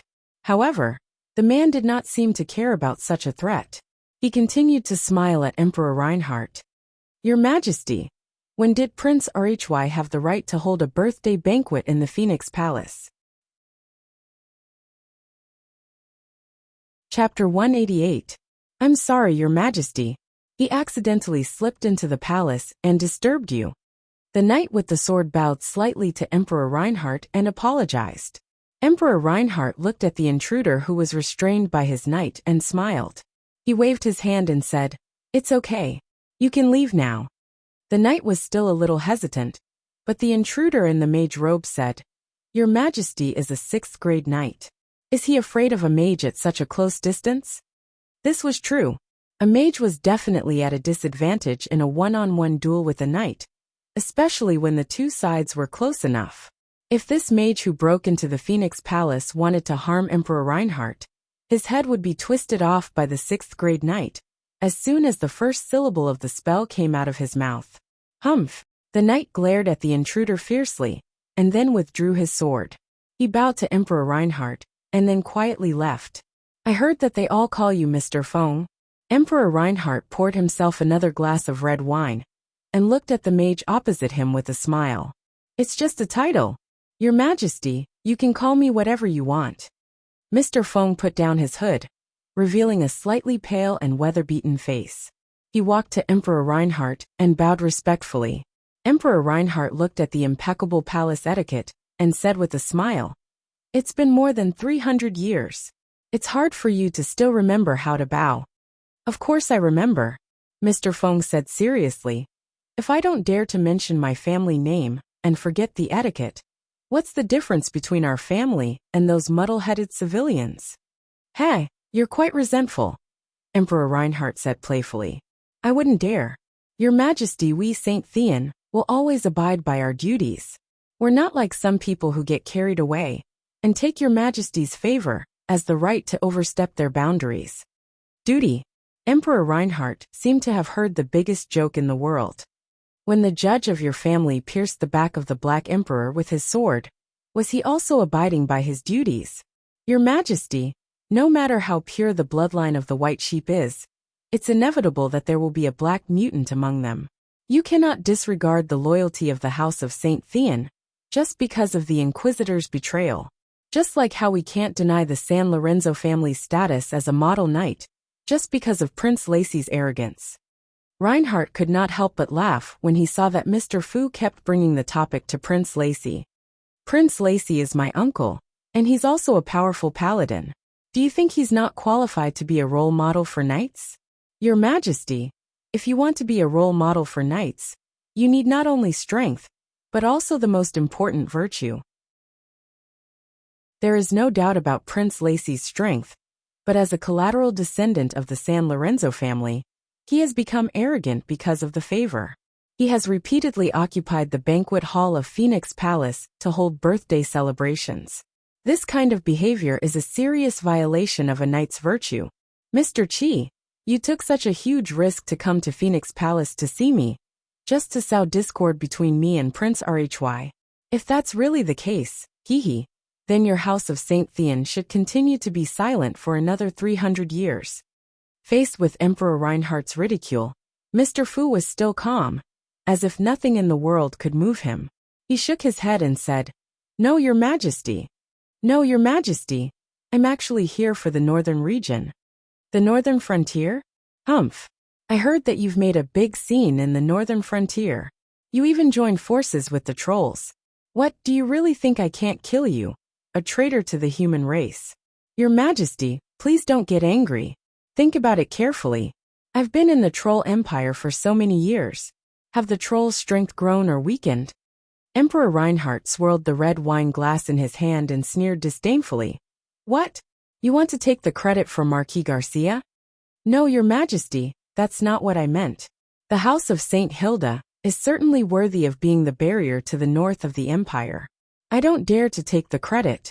I just want to tell you that the trolls are just a knife in my hand. I have no feelings for them, let alone loyalty. Then who are you going to cut with the knife in your hand now? The House of St. Hilda, Mr. Fu said without hesitation. Emperor Reinhardt didn't show any surprise. Obviously he already knew. Then, why did you come to me? I want to ask you not to intervene in the upcoming war on the northern frontier. Ha ha ha. Emperor Reinhardt suddenly laughed. Have you forgotten that the Duke St. Hilda is the Empress' brother? Why do you think I'll sit by and watch a traitor's descendant like you steal the power of the northern frontier? Mr. Fu seemed to have a card up his sleeve in the face of Emperor Reinhardt's questioning. He slowly took out a scroll from his loose mage robe and respectfully handed it to the Emperor. Emperor Reinhardt showed a trace of doubt, but he still took it personally. When he opened it, he saw that the scroll was filled with dense elvish characters. Emperor Reinhardt, who had received a strict palace education, naturally understood the elvish characters. But the more he read, the more he frowned. Mr. Fu stood with his hands behind his back and waited quietly. Only the sound of steady breathing could be heard in the hall. There wasn't much content in the scroll, but Emperor Reinhardt read it for half an hour. When he raised his head again, the frivolous expression on his face had disappeared, and his tone had become extremely solemn. How can you make me believe that it will succeed? Mr. Fu bowed again and said indifferently, I'll show it to you at the northern frontier. I only ask that you give me this opportunity. Also, I still believe that Prince RHY isn't qualified to hold a birthday party in Phoenix Palace. This time, Emperor Reinhardt didn't speak. After pondering for a while, he finally nodded. Okay, I'll give you a chance. Thank you, Your Majesty. A smile finally appeared on Mr. Fu's skinny face. How many people have read this scroll? Including you 3 people. Emperor Reinhardt narrowed his eyes, and his sharp eyes were full of undisguised fear. Who else besides you and me? Mr. Fu didn't say anything. The atmosphere in the hall became more and more solemn, and visible heat waves rose in the air. Emperor Reinhardt's eyes had turned golden, and countless tiny golden lines crawled all over his face, as if he was wearing a golden mask. An invisible pressure filled the hall, making it hard for people to breathe. Mr. Su was like a small boat in the middle of a stormy sea, as if he could be torn to pieces by this violent storm at any time. But his expression was still indifferent, and he ignored Emperor Reinhardt's threat. After an unknown amount of time, the storm suddenly calmed down. The golden light quietly faded away, and Emperor Reinhardt returned to his original lazy and frivolous posture, as if everything that happened just now was just an illusion. Okay, Mr. Fu, I'll give you a chance. I hope that you can prove to me that you are qualified to be the new lord of the northern frontier. Mr. Fu let out a long breath. Obviously, he wasn't as relaxed as he appeared to be. Thank you, Your Majesty. Chapter 189. Viscounts Austin, why are you only here now? I thought that the Eastern Territory didn't want to redeem Marquis Vincent? Colin lazily leaned against the recliner and narrowed his eyes at the Viscounts Austin in front of him. Whitey was curled up on his leg like a blue sea cucumber, sleeping soundly.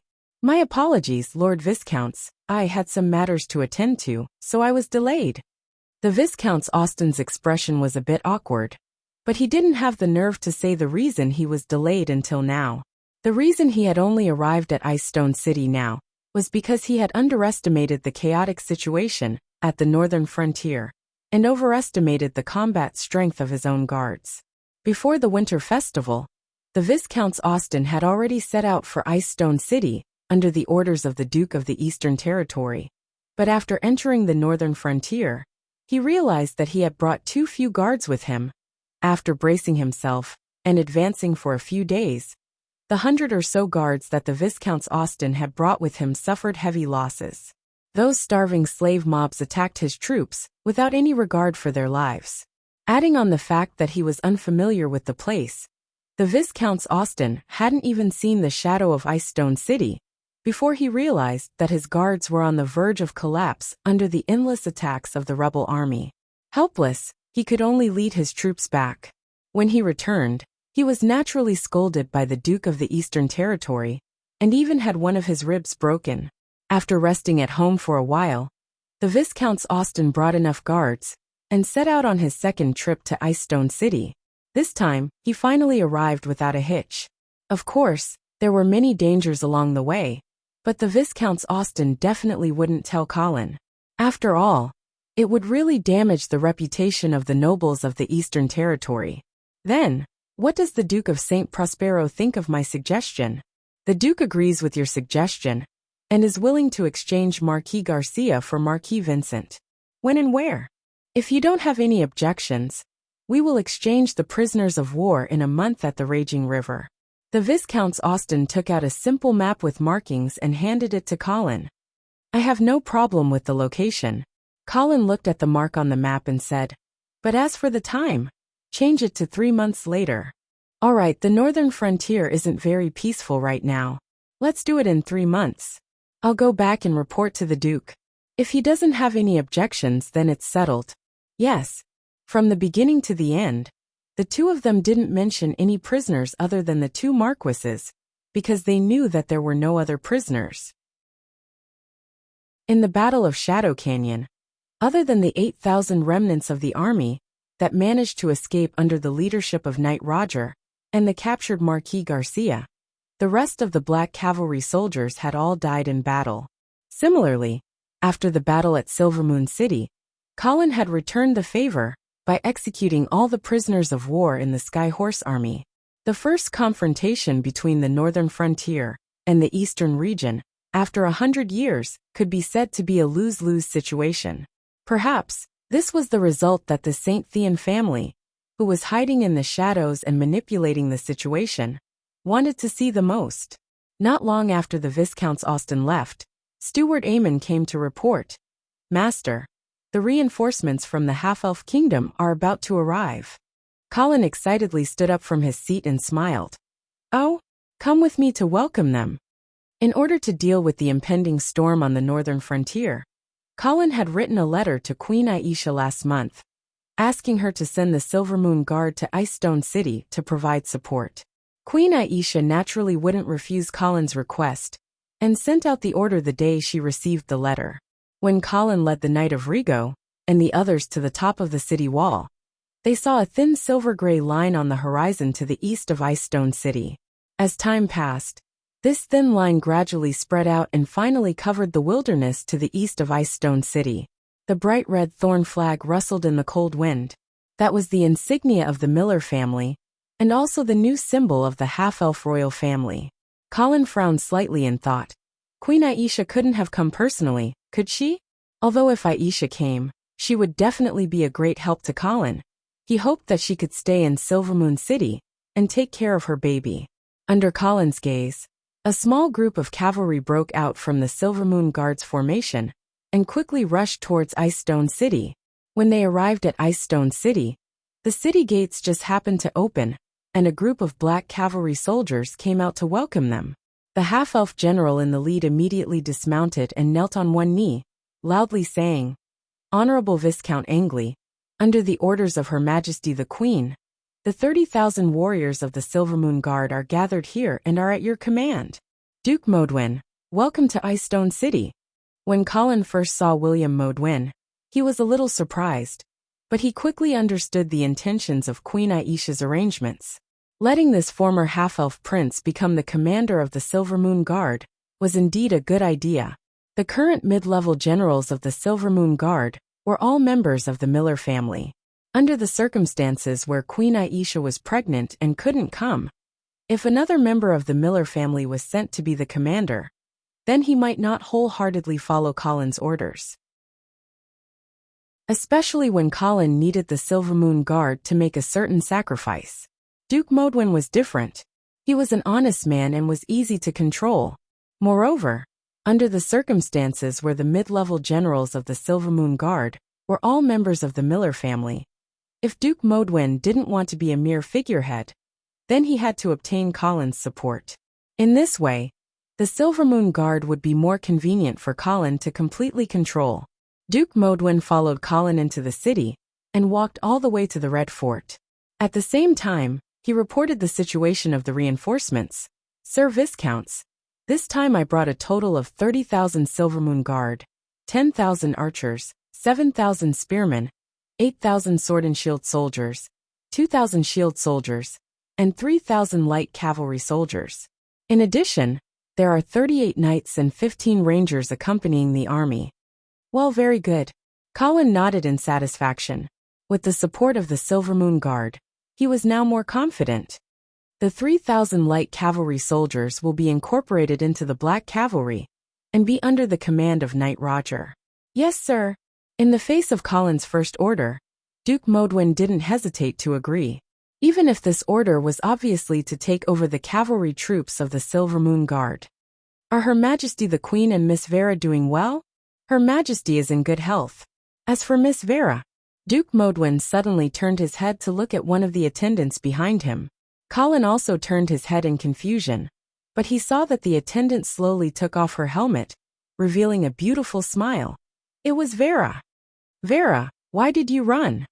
Before Colin could finish his words, Vera threw herself into his arms like a swallow returning to its nest. Feeling the warm and soft touch and the familiar fragrance, Colin smiled and said, "Why didn't you tell me in advance that you were coming to Ice Stone City?" Vera buried her head in Colin's arms and said in a muffled voice, "Don't you welcome me?" "Of course not." Colin laughed and said, "The door of the Red Fort will always be open to you." When Duke Modwin and the others saw this, they all quietly stepped back to a distance, allowing the two lovers who had not seen each other for a long time to say goodbye. Chapter 190. Early in the morning, Colin woke up from his dream. The fireplace was still burning and making a crackling sound. The girl's body temperature and fragrance still lingered on the bed, but she was no longer there. "Good morning, Colin." Colin sat up and saw Vera sitting by the dressing table in front of the window. The most beautiful flower in the house of St. Hilda had already changed into a bright yellow crocheted dress. She was facing the mirror and pasting a rose gold ornament on her forehead. "Good morning, Vera." Colin looked at Vera, who was not far away with appreciation. In his opinion, the girl seemed to have matured a lot after not seeing her for a long time. Her blue and pure eyes were beautiful, and the makeup on her face was even more gorgeous and charming than usual. The bright red lip gloss made her perfect outline look even more three-dimensional. Although there was still a trace of the shyness of a delicate young girl, there was more of a natural and graceful elegance and solemnity, as well as a gradually blossoming charm. "Do I look good?" After Vera finished dressing up, she turned around and smiled at Colin. The sunlight outside the window was very good, and the rays of light shone in and fell on the girl's body, reflecting a faint halo. "Of course, your beauty is overshadowed by the warm winter sun." Colin smiled and flattered her. Vera rolled her eyes cutely, as if she felt that Colin's praise was too exaggerated. "This is what Queen Aisha taught me." The girl lifted the hem of her dress and twirled in a circle. Colin thought that it was no wonder. He felt that this dress was a little familiar, and it was not Vera's usual style. "It seems that you have learned a lot during the time you were in Silvermoon City." "Yes. Queen Aisha also told me about her past. After listening to her story, I realized that I am actually very lucky compared to her." After saying that, Vera stretched out her hands to Colin and motioned for him to hug her. Colin stepped forward with a smile and hugged the girl through her thin dress. At this time, he finally understood that the reason why Vera was able to walk out of the shadow of her past was all thanks to Queen Aisha's persuasion. She was such a sweet lover. "I've sent someone to Winter Castle to request the Duke of St. Hilda to marry you. It won't be long before you can officially become the mistress of the Red Castle." She didn't know if it was because of the man's words or because of the warm embrace, but the girl's body gradually became soft, and her whole body sank into Colin's embrace. "Colin, even if my adoptive father does not agree to our marriage, I will never leave you," Vera said firmly. Colin smiled with relief and tightened his grip on the girl's soft and slender waist. He promised, "Don't worry. I will make the Duke agree to our marriage." Their marriage had to be approved by the Duke. Otherwise, Vera would be eloping with him. This was obviously not a result that Colin, who had greater ambitions, was willing to accept. However, judging from the current situation, the Duke of St. Hilda really didn't seem to be willing to marry Vera to Colin. The messenger from Icestone City had been waiting in Winter Castle for more than 2 months, but he still hadn't received an audience with the Duke. Therefore, Colin took advantage of Baron Lomba's provocation and sent the Baron's son to Winter Castle to test if the Duke of St. Hilda was seriously injured and couldn't receive guests, or if he was purposely delaying the meeting with the messenger from Icestone City. If the Duke really met with the Lomba family, but didn't see the messenger from Icestone City, then Colin would have to reformulate his next plan. "If you don't want to give it to me, then I'll snatch it from you." Feeling some changes in the man's body, Vera suddenly struggled out of Colin's embrace and changed the topic. "Colin, are you hungry? Let's go eat breakfast." "Okay." Colin smiled mischievously, understanding that the girl probably still hadn't recovered from last night's madness. With Vera's help, Colin quickly got dressed and walked to the dining room together. After a sumptuous breakfast, Vera suggested that they go to Icestone City for a stroll, and Colin naturally didn't object. Today was a rare day of good weather. The warm sun hung high in the sky, dispelling some of the winter's cold. Colin and Vera walked hand in hand on the streets of Icestone City, but they didn't cause too much of a commotion. This wasn't because the people of Icestone City were disrespectful to their lord, but because Colin and Vera deliberately hid their identities. Colin wore a wide triangular hat that covered most of his face, and Vera wore a black veil, returning to her appearance when Colin first met her. The guards followed the two of them from afar, but they didn't make a big fuss. "Colin, the slaves in your territory are a little different from the ones I saw before." "How are they different?" Vera tilted her head and looked at the slaves who were concentrating on their work. She said, "The slaves I saw in Coldwinter City were all lazy.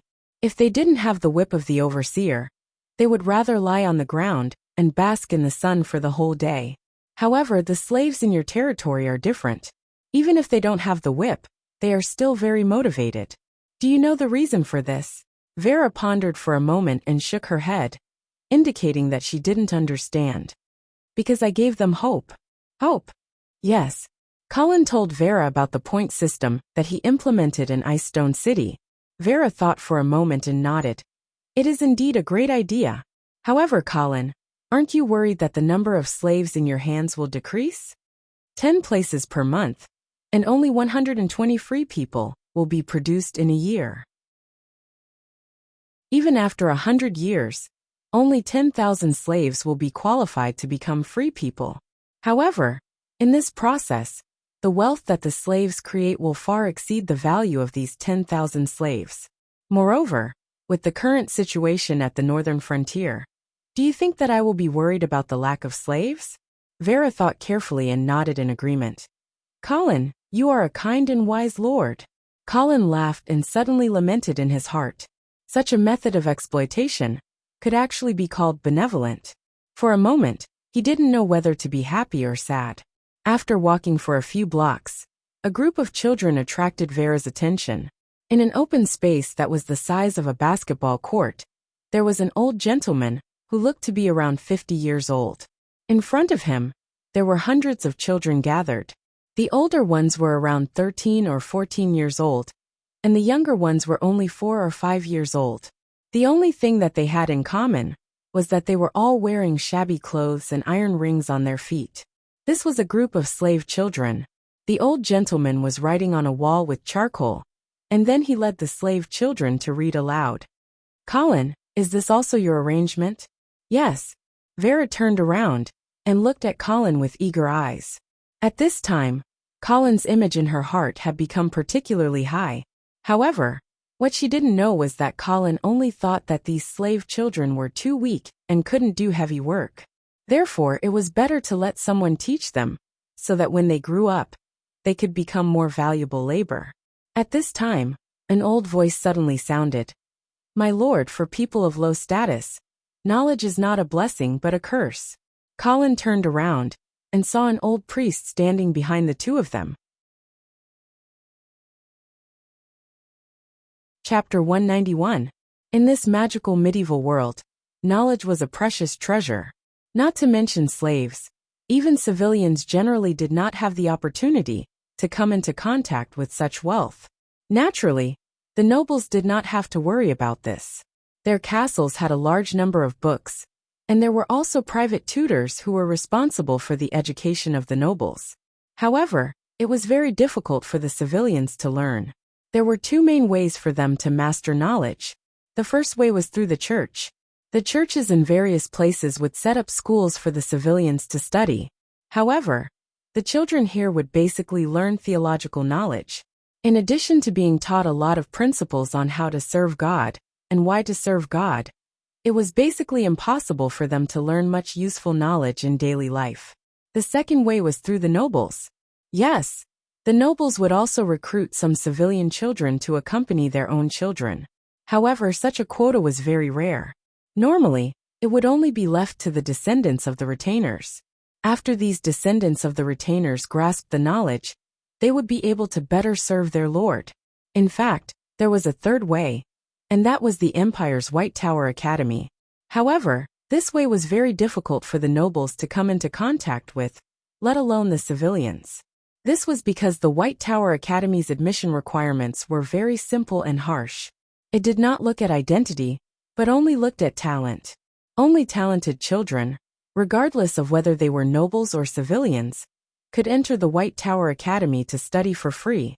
However, there was only one White Tower Academy in the entire Empire of Light, and the number of students admitted every year was less than 2 digits. Therefore, most of the civilians would be illiterate their whole life, not to mention the slaves. However, this might be what the rulers wanted to see. The first pope of the Empire of Light, His Holiness Peter Messer, had a famous saying, "It is easier to fill an ignorant mind with loyalty and faith." Only the ignorant civilians and slaves would be able to facilitate the rule of the church and the nobles. Bishop Emeritus, do you think that I should not let people teach these slaves knowledge? Colin was not worried that his behavior would cause dissatisfaction with the church. After all, the church did not explicitly prohibit this. Of course, this was because generally, no lord would teach knowledge to the slaves. No, my lord, I have no right to interfere with how you govern the people in your territory. The Bishop Emeritus bowed to Colin and said with a smile. After that, he bowed to Vera, and it was obvious that he had recognized her identity. Colin's eyes flashed. He was not too surprised that the emeritus bishop could recognize him. After all, he had dealt with him many times. Moreover, his disguise was not very tight. However, how did the emeritus bishop recognize Vera? How did he know that Vera had come to Ice Stone City? Therefore, Jiang Yuning was afraid that one of the servants in the Red Castle might have leaked the news of Vera's arrival to the church. Although Colin did not deliberately hide the fact that Vera was in Ice Stone City, the feeling of being surrounded by so many people still made Colin feel extremely uncomfortable.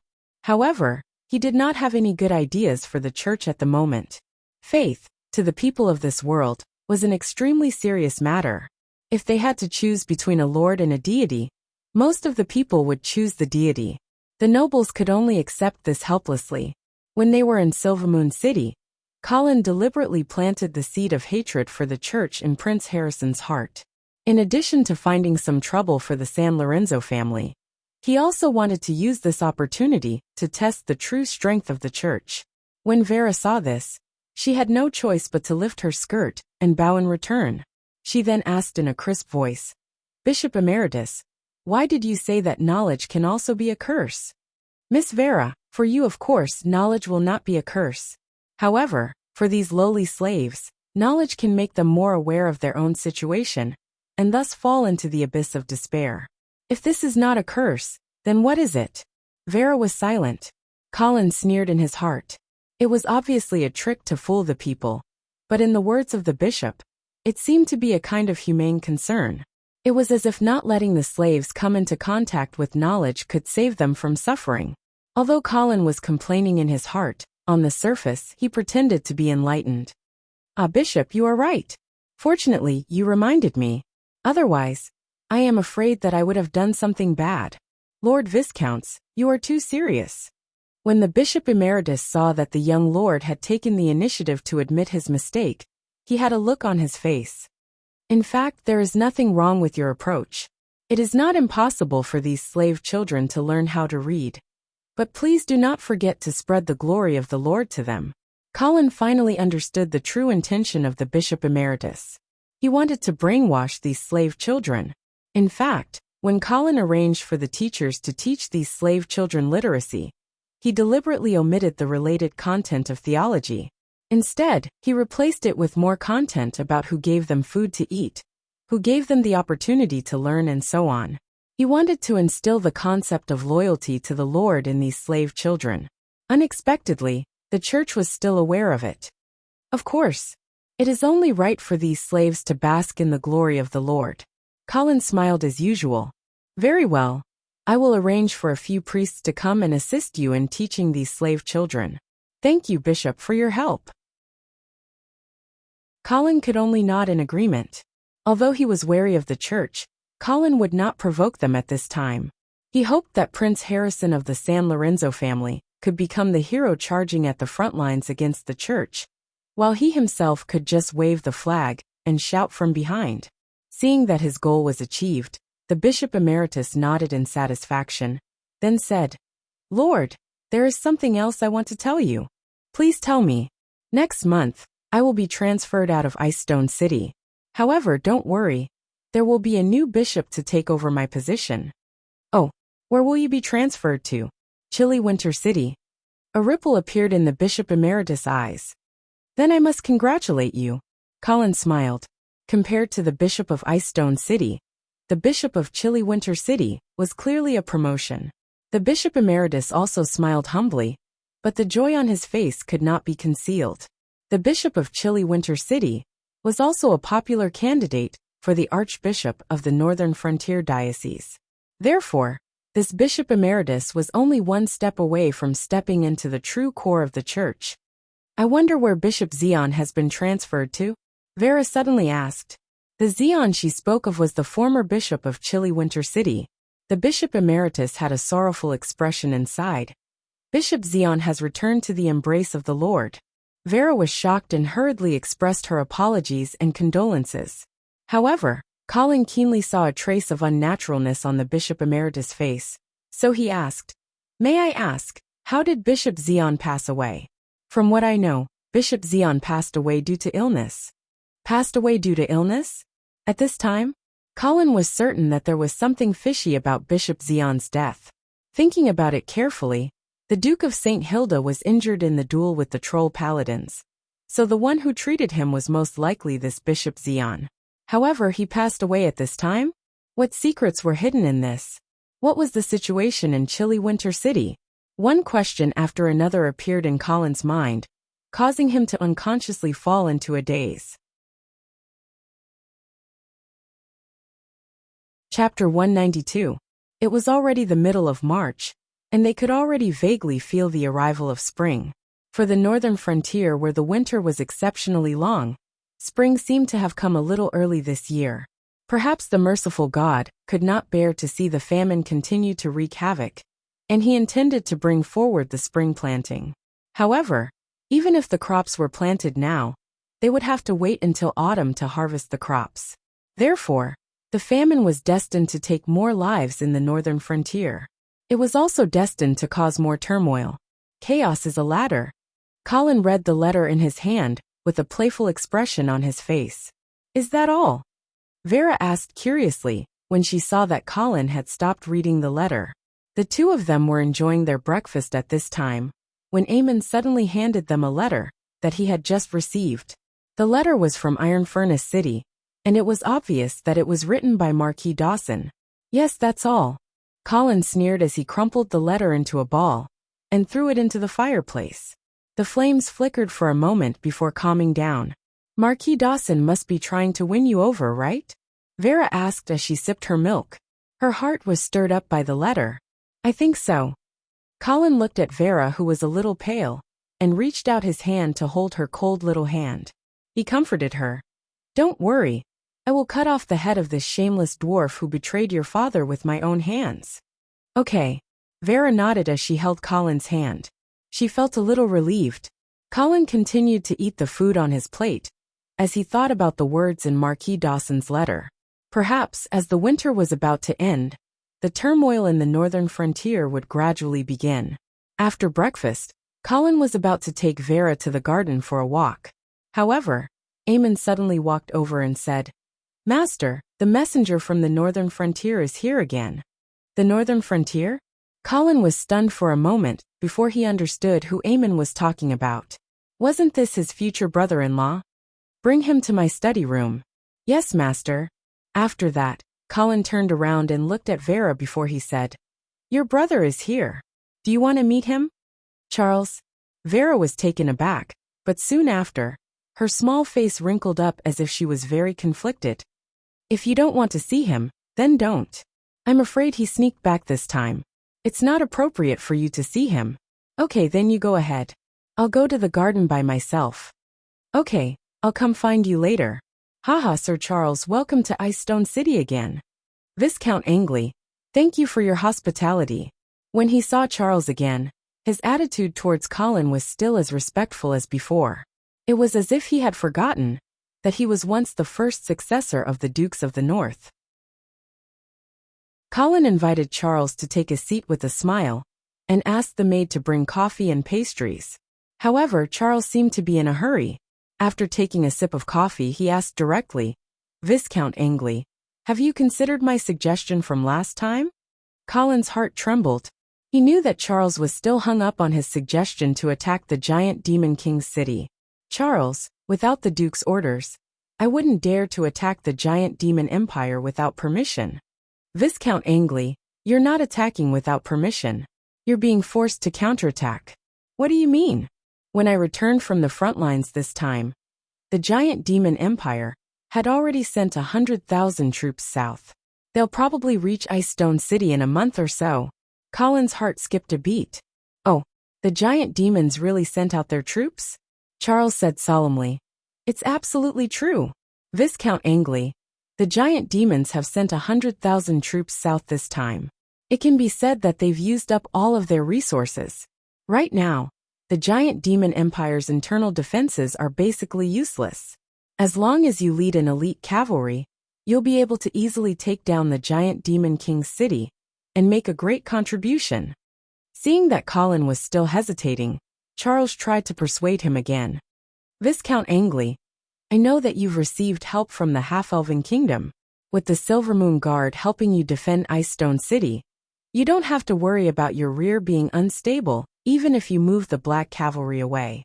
Since that's the case, why don't you take a gamble with me? Colin rolled his eyes in his mind. Of course you're willing to take a gamble. You don't have to pay the stakes anyway. Charles, although your plan does move me, I still need to ask the Duke. Then it'll be too late. Charles was a little anxious. Viscount Angley, the giant demon army had already moved out before I left. If you ask Winter City for instructions, the giant demons might have already approached Icestone City. At that time, how are you going to send troops to ambush the giant demon king's city? Doesn't the Golden Lion army have 3 fortresses at the front lines? Can't they delay the giant demon army?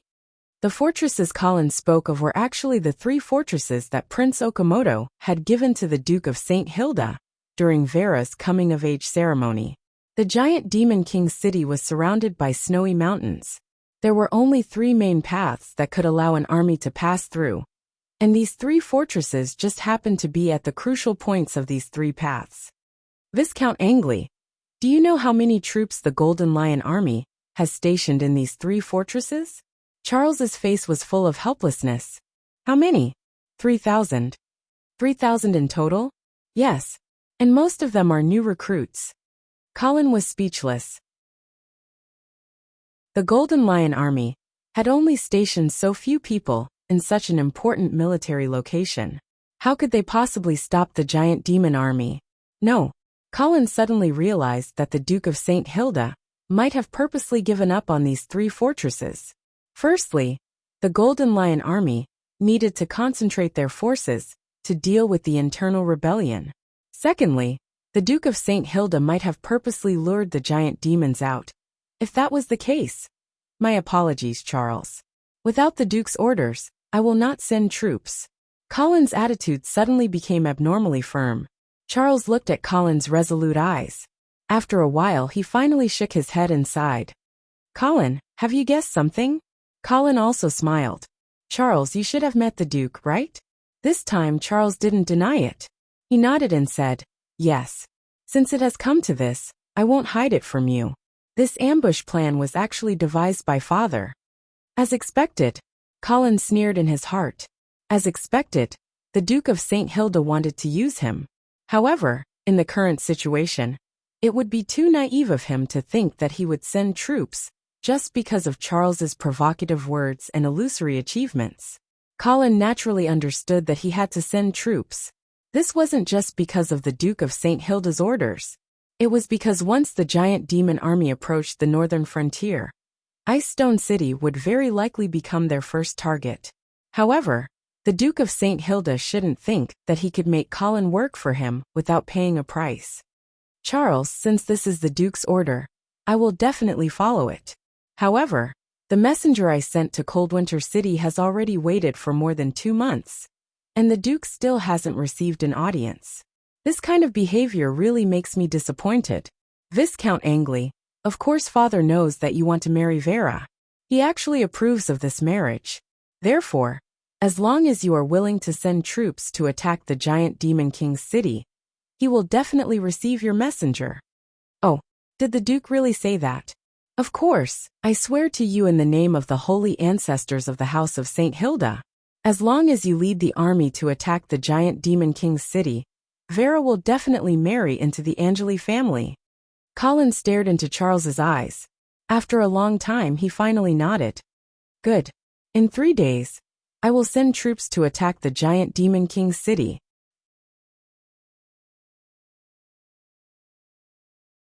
Chapter 193. Under the dim candlelight, 3 people were sitting at the long table in the Red Castle's dining hall. Colin, Vera, and the future brother-in-law Charles. After thinking about it, Vera decided to meet her brother. Although she was now disgusted with her adoptive father, she still had some feelings for her brother. However, after learning about Colin and Charles's plan, Vera was no longer in the mood to catch up with her brother. Instead, she began to worry about Colin's safety. As Charles's identity still needed to be kept a secret, there were no other attendants in the dining hall. The butler Eamon was serving them personally. After quietly finishing their meal, Eamon brought 3 desserts. However, Vera was obviously not in the mood to enjoy the desserts now. She looked up at Colin and asked, Colin, are you really not willing to take me with you? I am a mage, and I can be of great help to you on the battlefield. Colin held Vera's little hand and smiled. No need.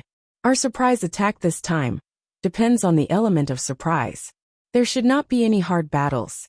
Moreover, I need you to help me guard Ice Stone City.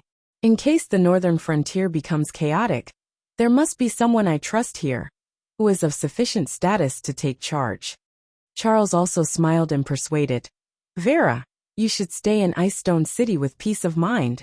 It is already inappropriate for you to sneak into the Red Castle. If you are abducted to the Blue Ice Field now, I am afraid that Father will punish Viscount Angley when he finds out. In the face of Charles's teasing, Vera reluctantly pulled out a polite smile. The Duke's eldest son obviously did not know what Vera had experienced in Silvermoon City. He thought that the adoptive father and daughter were still as close as before. Colin did not expose him, and looked at everything in front of him with a smile. He was thinking about when to tell Charles that his biological father had sold him out in order to create an opportunity for the Black Cavalry to destroy the Troll Army. If Charles knew that the suffering he had suffered was actually caused by his own father, that scene, it would be very interesting. He wouldn't have another filial son, would he? Just as Colin was thinking about how he should deal with the Duke and his son, Vera's clear voice sounded again. By the way, Colin, isn't there a paladin prince in the giant demon empire? If he's in the Troll King City, don't worry, my good sister. Charles smiled and comforted him. This Saint Samurai prince was seriously injured in the battle with his father. He has already returned to the extreme north to recuperate. In his current state, if he dares to appear in the giant Devil Royal City, then perhaps we'll have an extremely dazzling addition to our list of achievements. Colin suddenly thought of something and asked, I heard that it is very difficult to injure a Saint Realm expert, but once injured, it will be extremely troublesome. That's right. The body of a Saint-level combatant was vastly different from that of an ordinary person. They already possessed a trace of divinity, but because of this, if their bodies were to be harmed, they would need to repair this trace of divinity. However, condensing divinity in the mortal world is extremely difficult. Therefore, once a Saint-level combatant is injured, it will be very difficult for them to completely recover without 2 or 3 years. Colin nodded and asked in a casual tone, Then what about the Duke of St. Hilda? Is his injury also very serious? Father's injury is indeed somewhat troublesome. Charles sighed, then smiled and comforted him. However, you don't have to worry too much. The church has already sent a cardinal to Chilly Winter to personally treat father's injury. Hearing this, Colin suddenly thought of the honorary bishop who was about to go to Chilly Winter to take up a post, as well as Bishop Jean, who was said to have passed away due to illness. That's good. Colin smiled as if he was finally relieved. In the morning 3 days later, a low bugle horn sounded in the outskirts of Icestone City. Teams of cavalry urged their mounts and set off on their journey to the north under the orders of their officers. For this surprise attack on the Troll King's city, Colin mobilized a total of 11,000 pure cavalry soldiers. Among them were 6,000 black cavalry soldiers, 3,000 Silvermoon Guard soldiers, and 2,000 new recruits that Knight Charles had trained in Icestone City in the past year. There was no need to doubt the battle strength of the black cavalry veterans, but the battle strength of the Silvermoon Guard soldiers and the new recruits of Icestone City was somewhat worrying. However, Colin still brought them along. After all, if they did not experience the test of blood and fire, these new recruits would never be able to become true elites. As for the Silvermoon Guard's cavalry, Colin hoped that they could be integrated into the Black Cavalry system. This surprise attack on the Troll King's city was a good opportunity to let these half-elves experience the battle style of the Black Cavalry.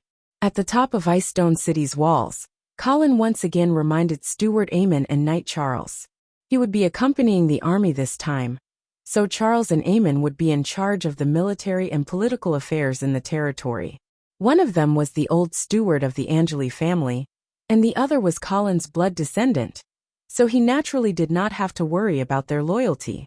Moreover, their abilities were also quite outstanding. With them guarding the rear, Colin was very assured. In the end, Colin reluctantly said goodbye to Vera. Although the girl was very reluctant, she still revealed a bright smile in order not to worry Colin. It was like a plum blossom blooming in the middle of winter. When you return in triumph, I will marry you. Colin looked at the girl's beautiful smile in front of him, and his chest instantly filled with pride. He laughed loudly. Okay. The two of them did not deliberately lower their voices, so everyone around them heard it. The retainers of the Angeli family naturally revealed motherly smiles, happy for their lord. Vera's identity was noble enough, so of course she was worthy of Colin. Moreover, this was the bloodline of the Paladin family. If she really married Colin, then the Angeli family would be considered as a high-ranking noble family in the Empire of Light. Viscounts would definitely not be the end of the Angeli family. If another Paladin appeared in the future, then the entire political landscape of the Empire of Light would undergo a drastic change. Of course, the probability of this happening was extremely small. The birth of a Paladin was very difficult. From the historical records of the Empire of Light, almost all of the Paladin powerhouses were the descendants of Paladin parents. Therefore, the 5 major Paladin families of the Empire of Light liked to intermarry. Of course, it was not impossible to have a Paladin descendant, if only one of the parents had the bloodline of the Paladin. However, in the few cases, the father was a member of the Paladin family. Only the mother was a member of the Paladin family. There had never been a case of a Paladin descendant. Maybe the Angeli family could break this record. Only Charles had a speechless expression on his face, and he wanted to remind his sister to be more reserved. "Let's go," Colin ordered, and tens of thousands of cavalrymen suddenly surged and rushed towards the ice field in the north. The sound of the horses' hooves was like rolling thunder, shaking the wilderness. The flags fluttered in the air, guiding the direction of the cavalrymen's march. Vera stood on top of the city wall, looking at the dense cavalrymen heading north. In addition to being worried about Colin's safety, she was also full of pride and pride. How could the trolls and rats be a match for such a strong northern frontier army? Chapter 194. At the end of March, the situation at the northern frontier was not optimistic. As the weather gradually turned warmer, a group of ambitious people seemed to be ready for action. The lords of the northern frontier all smelled the scent of war and began to gather their troops to strengthen the city's defenses. Although the lords should be actively preparing for spring plowing so that the worsening famine would not continue to spread, the current situation was not ideal. Unfortunately, the weak situation at the northern frontier made it impossible for the lords to care about spring plowing. Moreover, if the slaves and civilians starved to death, the lords would naturally be more concerned about the safety of their own territories. Finally, on the first day of April, a man who claimed to be a descendant of the House of St. Thean officially announced his identity in Ironforge City. At the same time, he claimed that it was the Duke of St. Hilda's incompetence that led to the unprecedented famine at the northern frontier. Therefore, as a descendant of the Paladin family, he spoke up for the countless people of the northern frontier who were suffering from the famine. He asked the Duke of St. Hilda to voluntarily give up his title of Lord of the Northern Frontier and let someone more capable take on the responsibility of protecting the northern frontier. After Mr. Thean's public statement, a group of northern frontier nobles led by Marquis Dawson and Earl Ullman also publicly announced that they wanted the Duke of St. Hilda to take responsibility for the famine at the northern frontier. The sudden return of the House of St. Thean, who had been silent for 300 years, completely stirred up the situation at the northern frontier. While the lords of the northern frontier were stunned, they began to consider which side to take. As for the people of the northern frontier, with the reputation of the House of St. Hilda for thousands of years, the people of the northern frontier naturally did not care about the House of St. Thean. In fact, many people had already forgotten about this Paladin family. However, the famine that had ravaged the northern frontier for half a year had accumulated a lot of dissatisfaction with the House of St. Hilda. Now that the House of St. Thean had ignited this dissatisfaction, it instantly became a prairie fire. Countless people in the northern frontier who didn't have enough to eat began to think that perhaps it was time for the northern frontier to change masters. In the face of House St. Herd's public attack, Duke St. Hilda finally appeared in public. This was also his first public appearance since his duel with the Saint Samurai.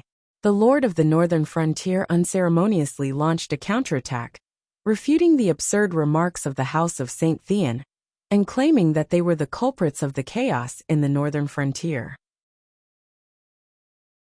At the same time, he announced that Marquis Dawson, Earl Oman, and the other lords of the northern frontier were traitors and decided to immediately strip them of their titles and fiefs.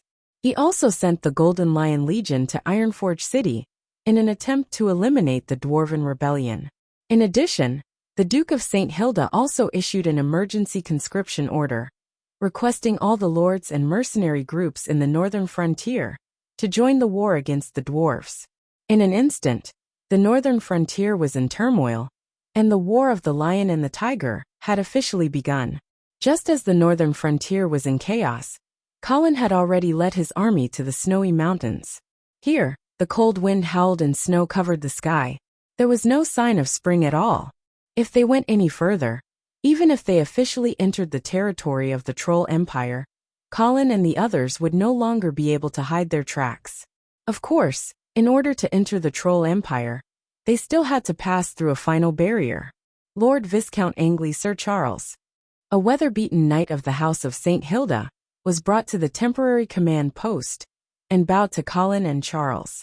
He wore a full set of chainmail, with the insignia of the Golden Lion Legion on his chest. He had a knight's sword and kite shield at his waist, and a conical helmet in his left hand. The various cuts and bloodstains on his equipment showed that he had recently experienced a bloody battle. "Knight Brad, what's the situation at Gale Castle?" Charles asked anxiously. The Gale Castle he spoke of was one of the 3 castles that the Troll Empire had given to the Golden Lion Legion. It was also the castle that Charles had served in before. Colin could only truly enter the territory of the Troll Empire after passing through this castle. This Knight Brad was the commander of the garrison that guarded Gale Castle. The Troll Army South arrived at Gale Castle 13 days ago and launched an attack on us. Our army defended for a day, but the Trolls still managed to take over Gale Castle in the end. After Gale Castle fell, I led the remaining troops out and hid in the snowy mountains, waiting for reinforcements. How many people do you have now? When we retreated, there were more than 500 people, but some of them got separated. Now there are only about 200 people left. Knight Brad's expression was gloomy.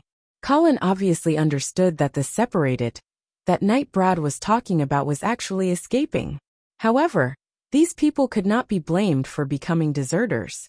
After all, this place was too far from the northern frontier, and reinforcements seemed to be out of reach. Furthermore, most of the garrison were new recruits, so it was not unusual for them to escape in despair. The Trolls left after taking over Gale Castle? Yes, they only rested in Gale Castle for half a day before hurriedly heading south. Yes. Colin calculated the time and realized that he should have just brushed shoulders with the Troll army that was heading south. This was actually very normal. The firmament icefield was so big that it was normal for 2 armies to brush shoulders. It was rare for them to bump into each other head-on. What about the other 2 castles? 2 days ago, I saw smoke rising in the direction of the other 2 castles. So, they should have been taken over by the Trolls. Colin nodded. He was not surprised. The Golden Lion Legion had only placed so few troops here. Obviously, they did not intend to hold on. What's the situation in Gale Castle now? Do you know? Yes. The Trolls did not leave too many troops to guard it. I estimate that there are only about 1,000 or 2,000 of them, and the defense is extremely lax.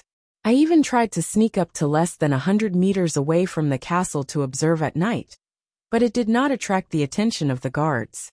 Well, do you have any suggestions on how to attack Gale Castle? Knight Brad laughed when he heard this question. Charles laughed too.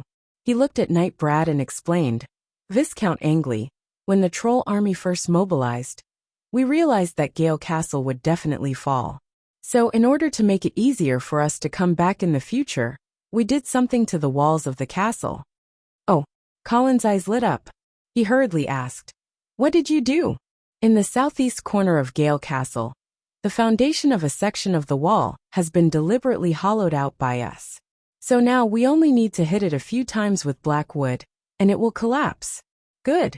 Colin clapped his hands excitedly. He then ordered, Knight Brad, please lead your men to prepare the siege equipment. When the sun rises tomorrow morning, we will attack. Yes.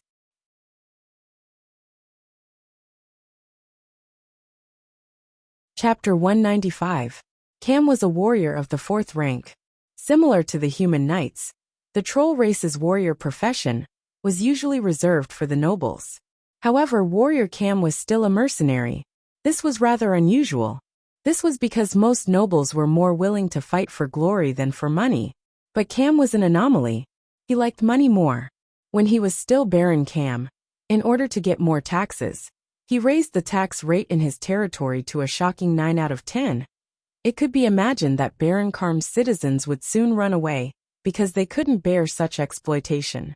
Then, Cam was determined by the Troll Emperor to have no management ability and was stripped of his title and territory. From then on, Baron Carm became Captain Carm. The Tush mercenary band he established was rather famous in the Troll Empire. They had close to 2,000 members, and most of them were lunatics like Cam who valued money over their lives. This time, Cam received another mission, to guard the Howling Wind Castle. Letting a mercenary band guard a military stronghold at the Empire's border sounded a bit unreliable. Many mercenary bands had many members and many experts. But if they really met an elite army, they would only be wantonly slaughtered. Because of this, many more powerful troll mercenary bands rejected this mission.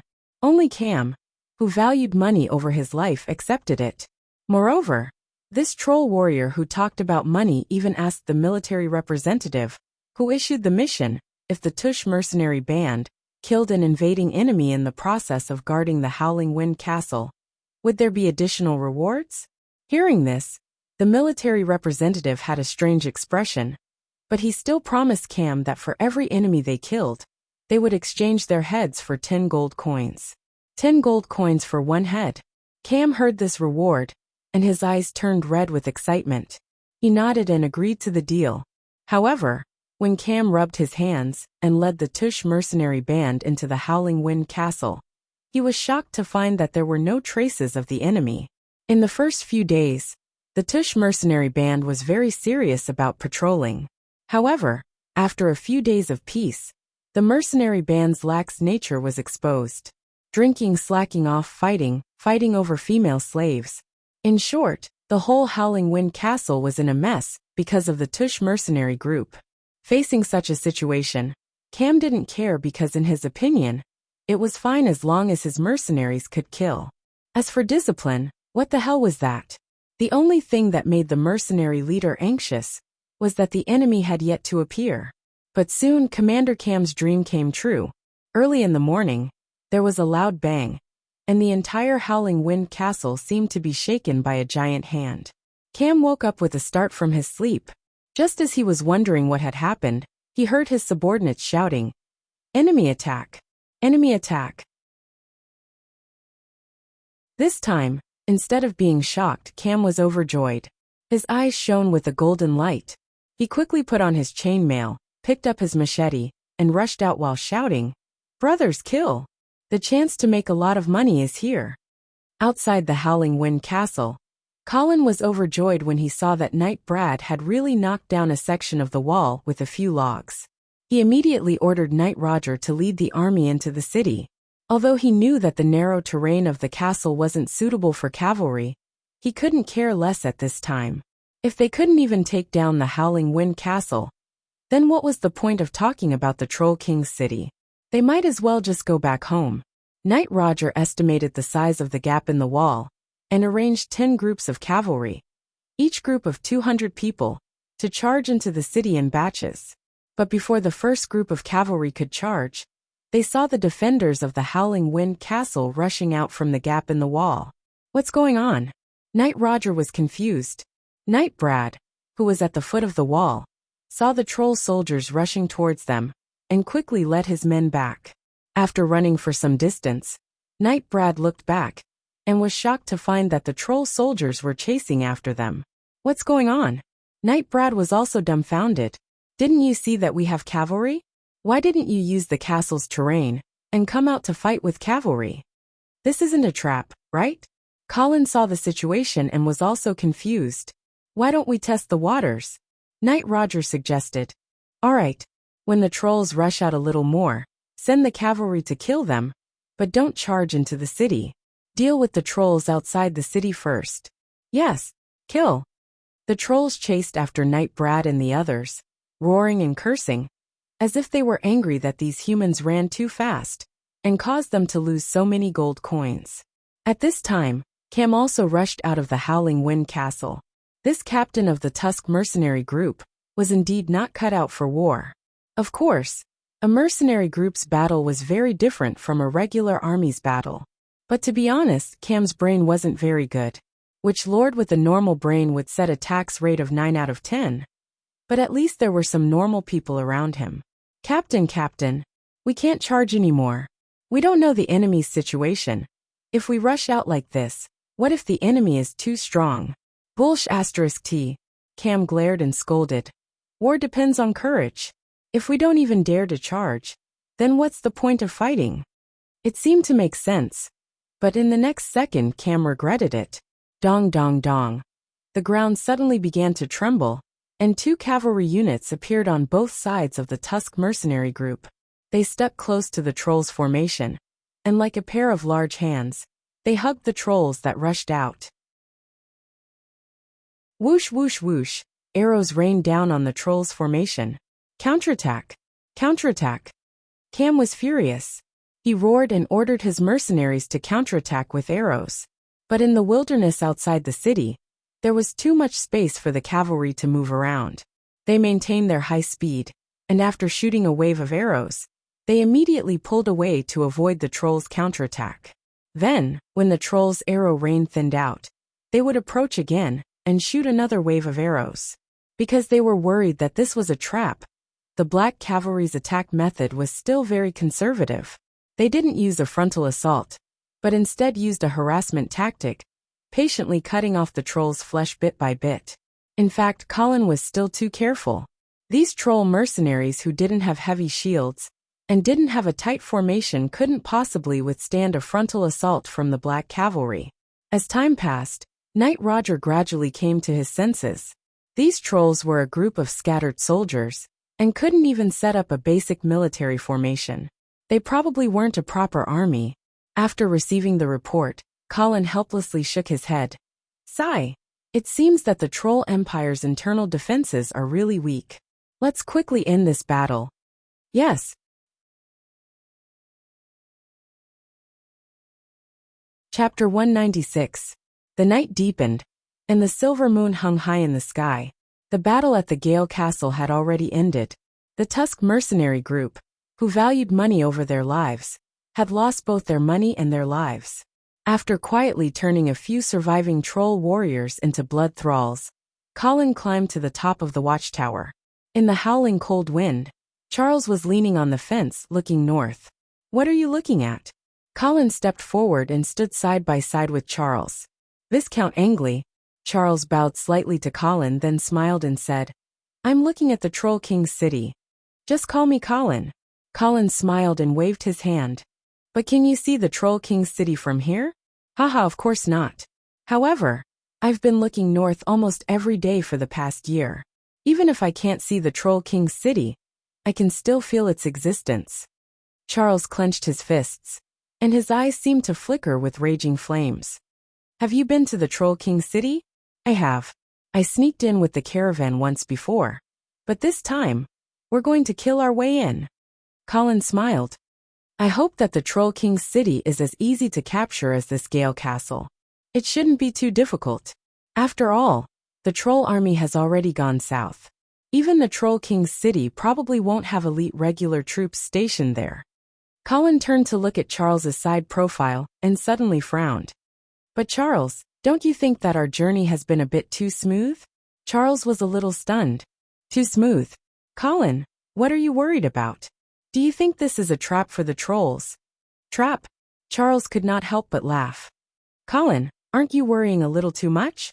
The trolls' last 100,000 troops have already gone south.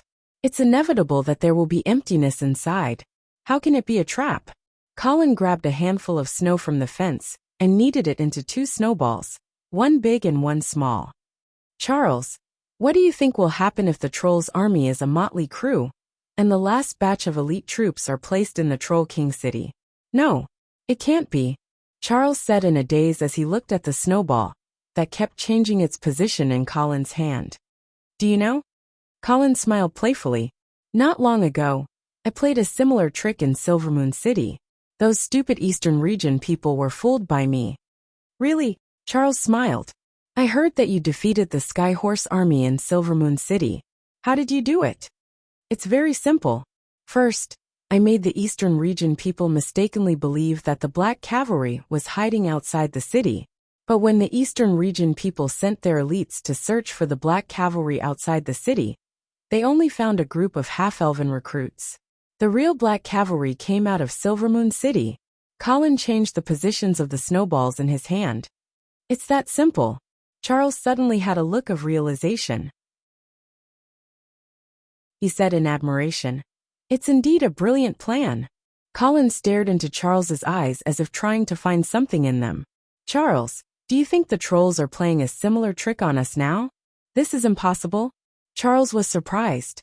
How did the trolls know that we would take the opportunity to attack the Troll King city? What if? Colin's eyes had a trace of scrutiny. Someone snitches? Snitch.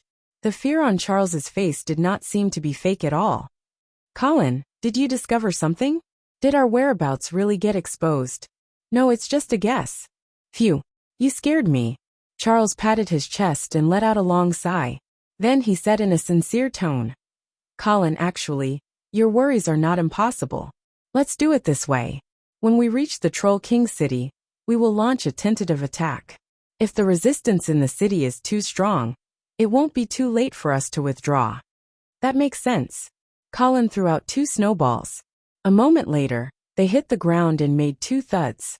He patted the remaining snow on his hands and said with a smile, I just patted around the Howling Wind Castle. I have to say, this castle is built very sturdy.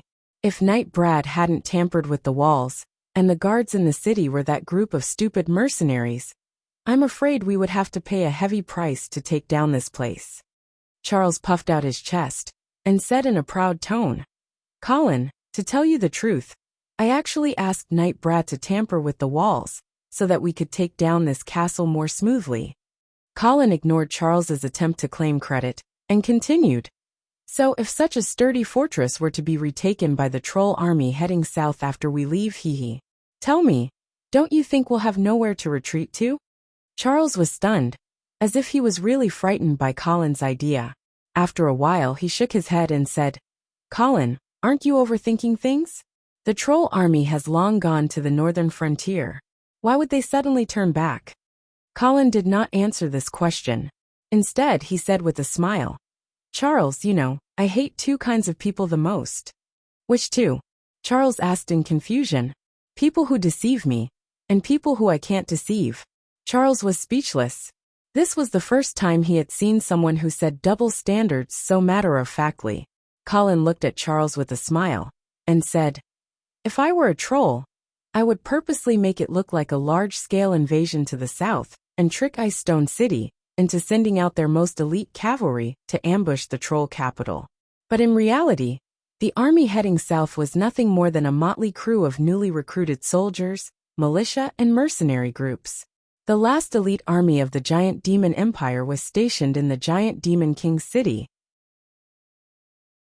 When the Northern Frontier Cavalry is badly battered at the troll capital and wants to retreat, they will find that the Howling Wind Castle has been reoccupied by the returning Southern Army. This way, isn't it like closing the door and beating the dog? Charles blinked, first nodded, then shook his head and said, Colin, your analysis is reasonable, but the trolls can't have predicted that we would ambush the troll capital before we even sent out the troops, right? Yes. Colin leaned against the railing and stared into Charles's eyes. Unless from the beginning, this was a trap to kill the Black Cavalry. And you were the one responsible for luring the Black Cavalry into the trap. What? Colin, how can you think that? Charles's face was full of shock and grievance. Then he put on a look of righteous indignation. Colin, don't forget what kind of blood feud there is between me and the giant demons. Every day, I think about attacking the giant demon royal city and burning it to the ground. How can I help them? Colin watched Charles's performance with a smile. It was as if he had returned to that banquet in Ice Stone City a year ago. At that time, this movie king had almost fooled all the nobles of the northern frontier. Do you know when you were exposed?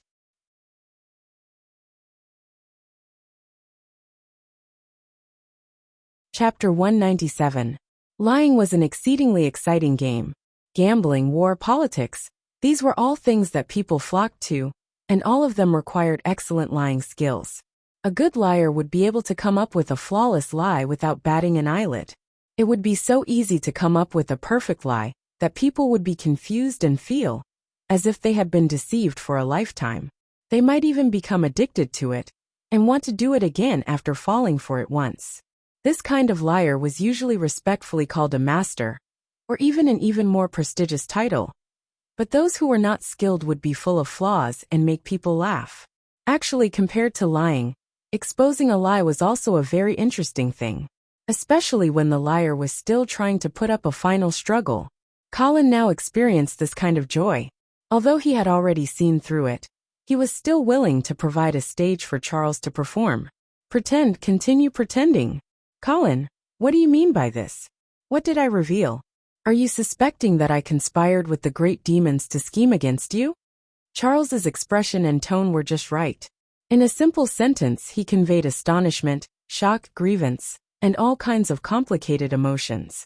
Colin smiled as he leaned against the fence and enjoyed Charles's performance. He said leisurely, "You said before that this operation has already received the approval of the Duke of St. Hilda. The Duke even promised that as long as I send troops to attack the great demon city, he will marry Vera to me?" "Yes." Charles immediately nodded. "Haha." Colin laughed coldly. "Did you know? On the third day after we left Ice Stone City, the Duke of St. Hilda publicly appeared. He first announced that Marquis Dawson, Earl Oman, and the others were traitors and ordered the Golden Lion Army to attack Ironforge City. Then, he received the envoys sent by the various lords to Chilly Winter City. Even that brat from the Lamba family was received, but he did not receive the envoy from Ice Stone City. And this envoy is the one I sent to ask for the Duke's hand in marriage. He has been waiting in Chilly Winter City for more than 2 months. Charles's expression didn't change. In fact, he even revealed a similarly puzzled expression. After thinking for a moment, he explained, "Colin, I believe that Father isn't purposely targeting Ice Stone City. Instead, he wants to wait until you've successfully taken down the giant demon royal city before rewarding you and marrying Vera to you." "Is that so?" Colin actually nodded seriously. "That makes sense." Just as Charles secretly heaved a sigh of relief, he heard Colin ask, "Then, how do you explain the timing of the trolls' attack? When will the trolls attack?" Charles looked confused, as if he didn't understand what Colin meant. "Yes, if I remember correctly, you arrived at Ice Stone City on the March 26th. Seeing Charles nod, Colin chuckled and continued, "But the great demon city sent troops on the 23rd of March. Even if you received the news the moment the great demon city sent troops, how did you get to Ice Stone City from Howling Wind Castle in 3 short days? Could it be that you can fly? Or did you receive the news before the great demon city sent troops?" Hearing this, Charles's heart suddenly sped up, but his expression did not change. "Colin, did you make a mistake about the timing of the trolls' attack?" Seeing that Charles was still stubbornly resisting, Colin shook his head with a smile. He had seen the great demon army move with his own eyes through the eyes of the blood slaves. But Charles had appeared in Ice Stone City in 3 short days, and even brought news of the great demon city's attack. At that time, he had concluded that there was something wrong with this Charles. "Did I get it wrong? Then tell me, when exactly did the great demon city send troops?" Colin chuckled as he looked at Charles and reminded him, "However, you better think carefully before you speak. There are still many great demon captives in Howling Wind Castle. If your timing is different from what they said, then it will be difficult to deal with." Since he had said this much, Charles did not argue anymore. He slowly lowered his head and let the shadow cover his entire face. He did not speak anymore. The cold wind whistled and blew snowflakes into the watchtower, causing the already cold atmosphere to seem to drop by a few degrees. Colin looked at the silent Charles and suddenly sighed. He asked, "If my guess is correct, the great demon city should have already told you the truth about the terrible defeat at the northern frontier at the beginning of last year, right?" Charles did not answer. Just when Colin thought that the other party was not going to pay attention to him, Charles finally spoke. "Yes." His voice became as cold as frost, and the cold air that came out was even lower than the temperature of the sky ice field at this time. "So, you have a grudge against the Duke of St. Hilda, and decided to take this opportunity to take revenge on the northern frontier?" "Yes." Charles raised his head again, and his eyes flashed with undisguised hatred. "My good father treats everyone as his tools, his chess pieces. In order to achieve his goal, he will not hesitate to abandon us. 200,000 northern frontier soldiers, hundreds of northern frontier lords, and countless people who died in the northern frontier, due to war and famine, are insignificant in his eyes. As for me, Adams, Vera, Uncle Garcia, and of course you, Colin, in his eyes we are worthless. Tell me, what qualifications does such a person have to become the lord of the northern frontier? What qualifications does he have to obtain our loyalty? This is the reason for your betrayal. Colin looked at Charles coldly. What is the difference between you now and the Duke of St. Hilda? You colluded with the trolls, framed your own people, and plunged the northern frontier into greater chaos. You are nothing but an ambitious person who only cares about your own interests. Don't put on a face of justice. Charles laughed and did not care about Colin's sarcasm. Instead, he advised, Colin, it is not too late to regret it now. I can help you put in a few good words in front of Mr. Kong. I think he will be willing to accept your loyalty. Colin laughed and mocked. Do you really think that the schemer of the St. Thean family will win? Charles shook his head. Before the dust settles, no one dares to say that they will win. However, I do not want to live in the shadow of the Duke of St. Hilda anymore. What about you, Colin? Since you know what he has done, why do you continue to work for him? I am not working for him. Then what is it for? Colin pointed below. Under the moonlight, a group of black cavalry soldiers could be seen patrolling. Black cavalry? Oh, I understand. Charles suddenly understood. The Black Cavalry, which was established by Marquis Garcia, grew up in bloody battles with the trolls. The hatred for the trolls had been completely integrated into the soul of this army. If Colin chose to make peace with the trolls, then he would completely lose the morale of the Black Cavalry. Even if the Black Cavalry were willing to continue to fight for him under the oath, they would not be able to maintain their invincible combat power. What's more, Colin wanted to marry Vera. If the St. Thean family ruled the northern frontier, then Vera would completely lose her detached status. Moreover, an important helper of the St. Thean family, the Oman family, had a grudge against Colin. In short, unless it was a last resort, Colin would never seek refuge with the St. Thean family.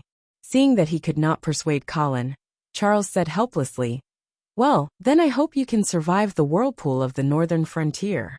The northern frontier? There is no hurry. Let them fight for a while. Let me taste the feast that the trolls have prepared for me first. Charles was stunned, and then he said in disbelief, Do you still want to continue to attack the troll city? Colin showed an inscrutable smile. Yes, I am already here. You're tuning in to the Li Mei's Wuxia Whispers YouTube channel. We're so grateful for your support, and don't forget to subscribe to join us on this incredible journey through captivating stories. Your generosity through donations truly makes a world of difference, as it's the primary source of revenue that allows me to expand and enhance this channel for you. Thank you from the bottom of my heart for being a part of this adventure.